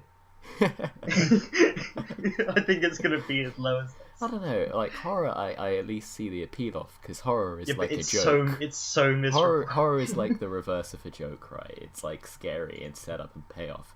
This was just miserable. You know, with City of God, I could at least appreciate that it was like a commentary on real life. This just felt like, this is like sadism and perversion for people who like sadism and perversion. And you know, I like Dark Souls, but I don't like this. No, they like seeing people who have injustice put against them and what they try to do to settle the playing field. Yeah, I understand that, Ethan. I understand that, but it's also the fact that it doesn't pay off satisfyingly. Like, if it had a cool ending where he eats the guy, alright, for you, of course, all of my comments are going to come from my perspective. If he'd eaten the guy, I would have been like, oh man, I would have loved the film. Probably, I don't know. Not enough eating, not enough calories. Okay, first of all, I can't tell if this is a joke or not, but you say that you don't like films that are kind of horrible and you say needlessly violent, but if the character had been like a cannibal, wouldn't that have made it even more grotesque? I'm not going to like pretend that there is like a logical through line to it. Like sometimes I'm just like, this is a bit too much for me. And sometimes I'm like, he's just eating an octopus, whatever. Now, that scene is really pointless if he doesn't eat the guy, because it's not even foreshadowing. He's just like, I'm going to make this actor eat an octopus, and there's nothing he can do about it, because I'm the director. You know, whatever. I'd just like to say that it was fairly obvious that Tony was not going to like Oldboy, which is just essentially torture the film. Yeah, I like, mean, what if we take a man and ruin everything? I don't even dislike that premise, though. Like, I don't even dislike that premise. It was very... Like, is it the execution? Well, not so much. Like, what about the individual elements of, like... Because, like, you said the music's good. Like, do you not think, like, the kind of the stylistic flourishes, like, the graphic with the hammer that you mentioned, like, little moments like that, where it kind of really shines through as being... It is good in those, like, well-choreographed moments, but I don't know. There isn't just enough, like... drive of like towards the ending, like what are you working out towards, because I don't know. I feel like I do place a lot of value on endings. Like, a bad ending can make me retroactively dislike a lot of things. And maybe I should just be like, alright, from fucking minute 30 to minute 45, it was a 7 out of 10. And I'll take that score and I'll average against the ending, which was like a 5-minute long 1 out of 10. And like, come out with some weird formula. But maybe it's just things put a bad taste in my mouth and I can't get over that. But yeah. Johnny, are you still there? Yeah. Sorry, I'm just eating slightly cold baked beans. I don't want this to be the Tony Complains episode because I I'm in the minority. Go ahead, Jono. Say it's good. Yeah, no, I do think it's good. Yeah, I do like how Fuck it. you.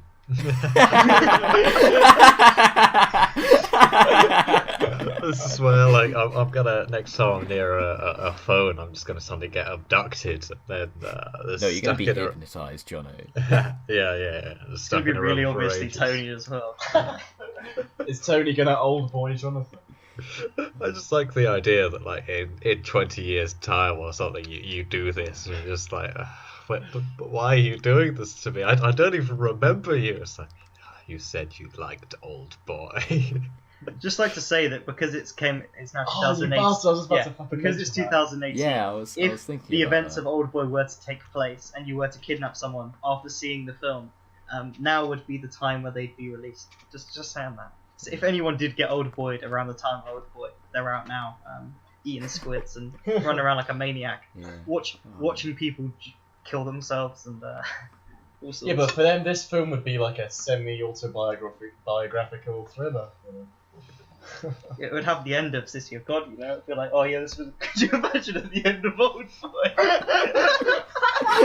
Based on a true oh my fucking god. No, sorry, Johnny. Trying to think what else I had to say. I've killed Ethan. I'm just gonna vamp for a bit while Jono thinks. Is that I don't like the twist at the end, right? You know, with the whole like, his daughter's really the person over there, because I think I'm too trained from watching anime to watch when things add up to the number 18, because like that's always like the trick that they use, like, oh, I was born, so and so long ago, and you like have to do this weird mental maths. I don't know. I just felt it was really obvious. Maybe it was. I mean, I knew it beforehand. Johnny, you didn't okay. know, did you? No, I didn't. I think.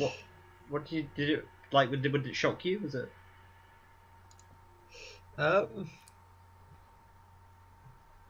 Trying to think. I feel like it has way too much weight put on it.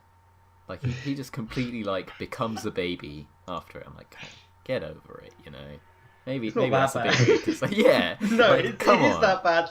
It is pretty bad. Yeah. It's very bad. Yeah, but like, is it though? Like, come on, you've got bigger things to worry about. You've got a guy to eat. Come on.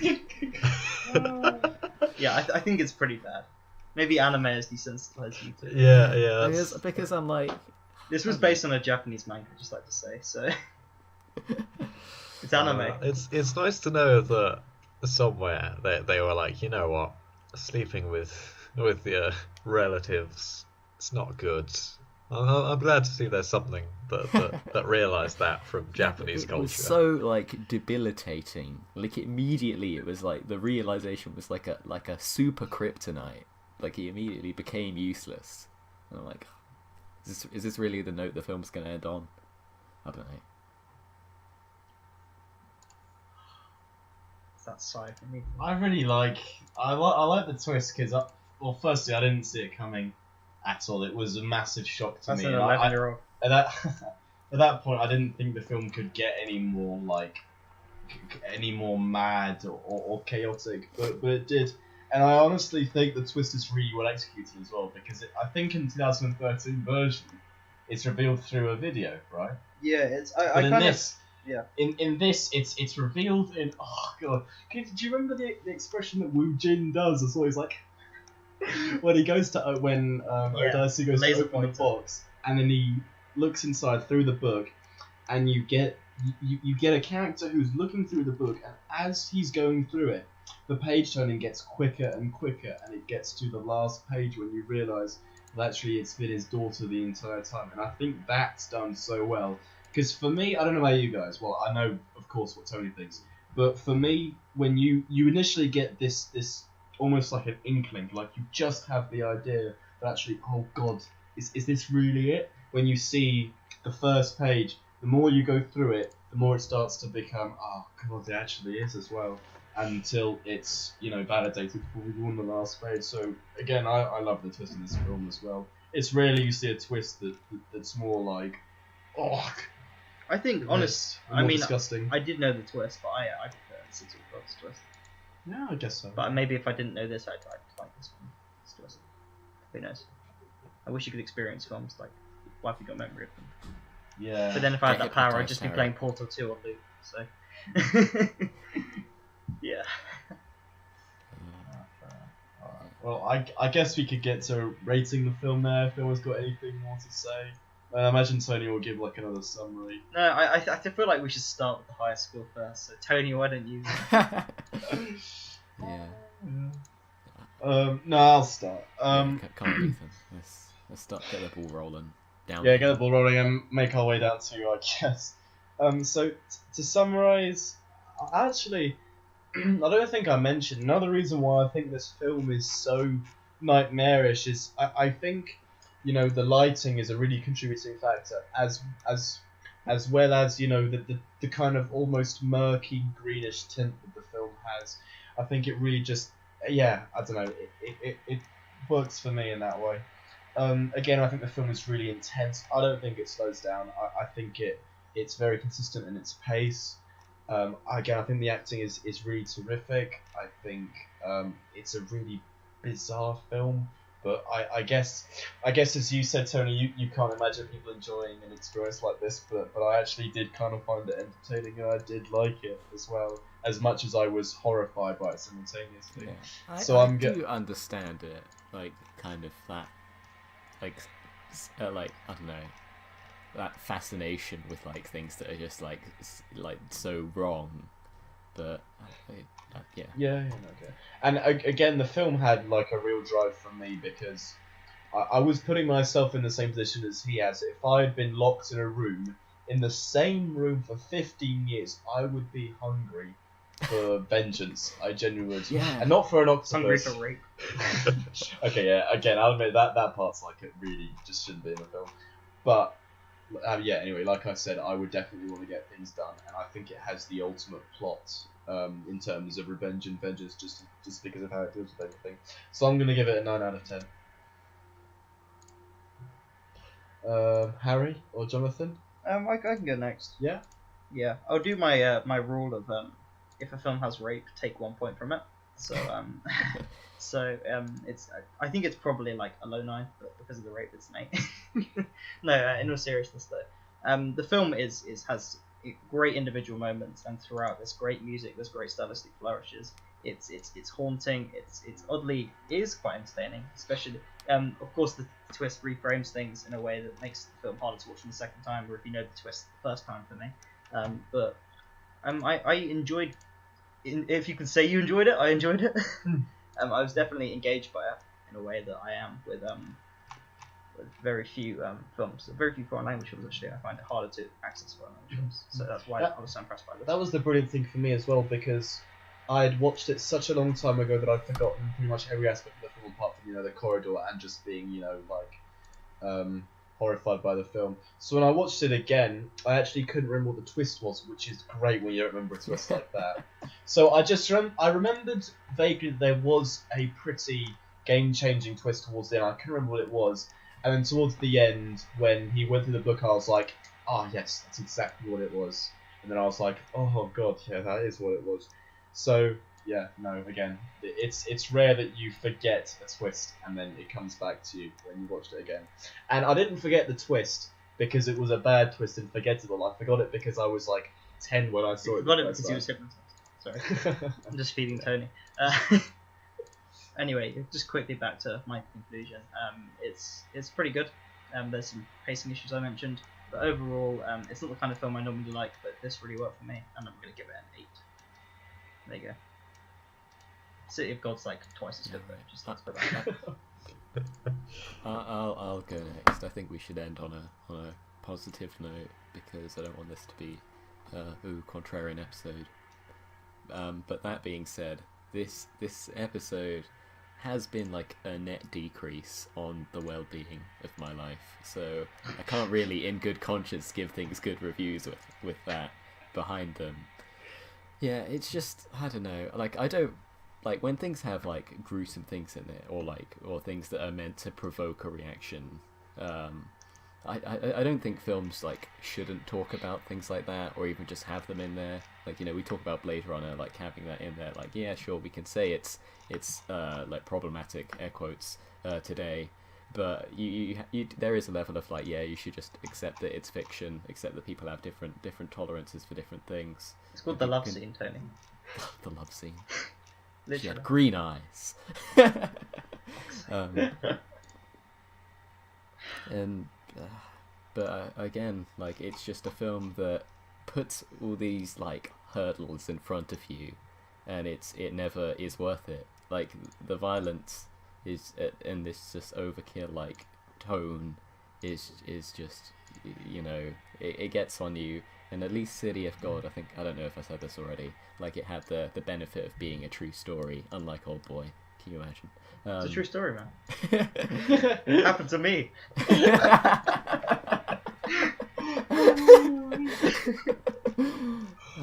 Yeah, and there are parts I like, but not nearly enough for me to be like, oh, it's good, yeah. So, you know, 3 out of 10. Jonathan. Yeah, so I'd say 8 out of 10 for this sort of going along with Harry. I don't know, it's an interesting little unique film, but then does have like issues with it, and especially as there sort of unfortunately is with quite a few good films, that sort of, I say, unfortunate rape scene. How could this happen to me, the viewer? But, you know, it's interesting. You know, it's all about this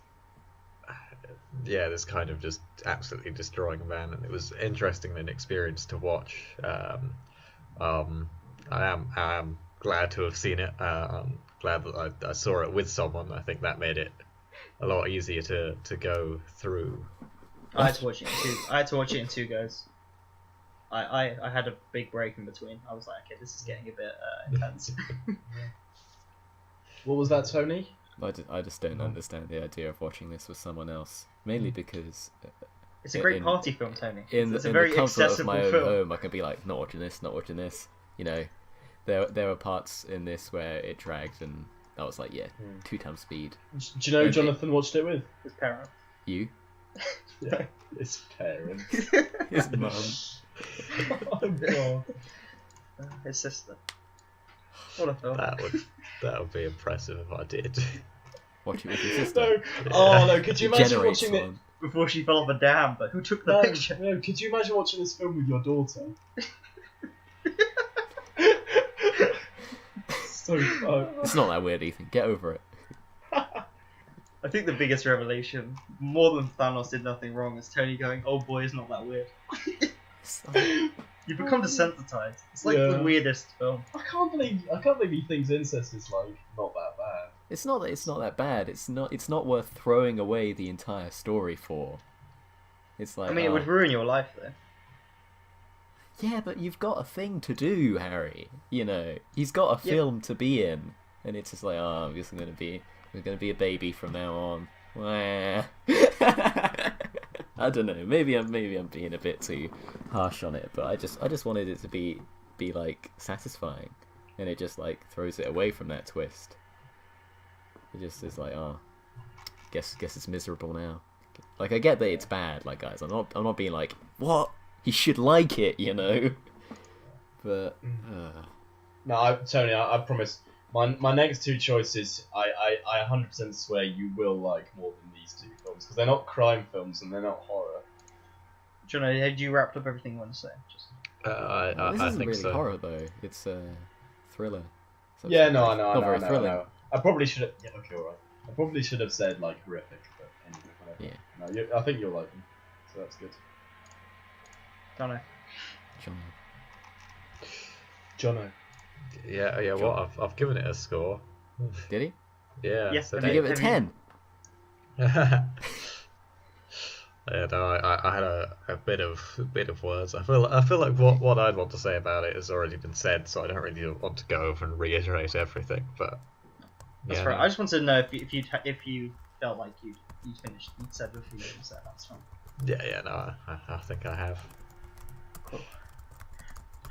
Jonathan, seriously, brace yourself. You've got a pretty insane hug coming your way next time I see you. Not even joking. Oh man, City of God is just great, might be. Yeah, I think we should have closed on City of God.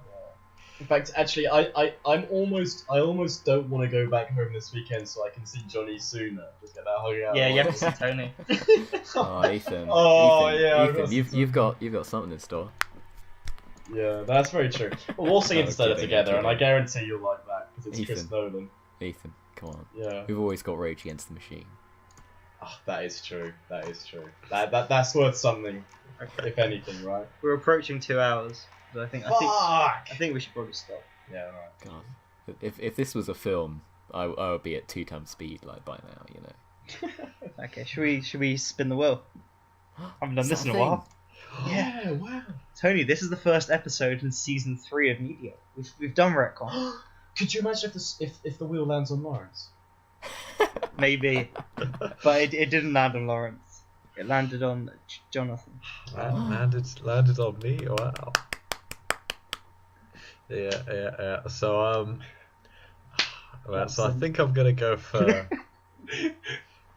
We are doing the thing where I like vaguely say what we're gonna do, right? Yeah. Okay, yeah, good. Yeah, so I'm thinking for the game, it was such a staple of my childhood, so I'm gonna enjoy having it ripped into, like with Red Faction Guerrilla. But Gave it 7s. We didn't even dislike it. Nah, we gave it 6s though. didn't No, we? I gave it like a 5 or something. Yeah, I gave it 6. I think. yeah. Man, but yeah, no, Age of Mythology, which I am interested to see what you guys will think, and I'm interested to play through it again myself. It's how I kind of half know things about mythology from this game. Zeus. It almost it briefly inspired a bit of a meme between I think definitely me and Ethan just more Yes. bandits. Bandits! Oh, Can't wait. yeah, What's the yeah. film? Yeah, and so for the film, I've not seen it yet, so I'm going out on a bit of a whim here, but Calling it Tony. I've got good feelings about The Pianist. Ooh. All right. So you know how I said I've got my -1 if a film features rape. I've got a -10 if the film's made by a rapist. So The Pianist is getting a 0. Trust me, Johnny. I don't know about Harry, Tony, and you, in fact, but you've got my seal of approval. I think it's a fantastic film. So. Good to know. Well, at least we should just score it out of 20. Yeah. I'll try and disassociate the artist and the art, but it's very difficult. Yeah, no. To be fair, we could probably use that. Well, if we don't have much to say about it, it'd be an interesting conversation to get into about like how much we should appreciate films when the actors and directors have done terrible things. Yeah, That is true. I'll try. Such as make Oldboy. I went really quickly. I actually went to a debate a couple of weeks ago here at the university. What which about was the NHS, whether... Ethan? No. Fucking hell. It was about whether whether cinemas should ban films that are made by people who've been accused or convicted of crimes. I don't You mind have no films, Ethan. I don't mind the fact that, like, if a film is made, just get it in there now quickly. If a film was made before and then it comes out afterwards, but the fact that this was made like years later and people were still in it and like helped fund it and helped distribute it, even though everyone knew what they knew. I'm not going to go into the whole thing now. Yeah. But yeah, the fact Harry, that this was if you produced pirate after the film, it's fine. Polanski was a criminal. Yeah, but Tony, come on. Yeah, but Polanski also made Chinatown, whereas it's very Yeah, but that was before. Yeah, that is There's true. definitely a difference. I mean, yeah, no, I mean, I completely agree with you, but I think I'm able to separate it enough because I think it's a really I might good have to film. do the Red Dead Redemption 2 thing of like before I talk about the film, I'm gonna have to outline what like the whole thing, and then go. It has to be reviewed within the like we have to know this and then address this, and then we can talk about the actual product. I think you'd also be more annoyed if it was like written, directed, starred, cinematography, all by Yeah, Polanski like and every Woody everything. Allen film. Yeah, exactly. But because other people have like benefited from this, it's a bit more difficult to say. Like you can't ban this film. I mean, I'm not saying Brody- ban the film. I'm just Yeah, saying no, I know. I'm personally am gonna struggle separating the two, but I'm gonna try. I know we all have to. Anyway, that's a tangent. like City of Gods. Join us next. Join us next month for a whole podcast of just me saying that, and then yeah, that's basically what the whole thing is. It's V for Vendetta 2, guys. I'm sorry. This episode Just- was an 8 out of 10 from me. By the way, the pianist is not like secretly a metaphor about the Iraqi war, so I think Harry might. It's not episode 3. Right. Yeah, seriously. Okay. Let's stop. Thanks for listening. Bye bye. Bye. Sorry about the beginning. Bye. Hypnotized.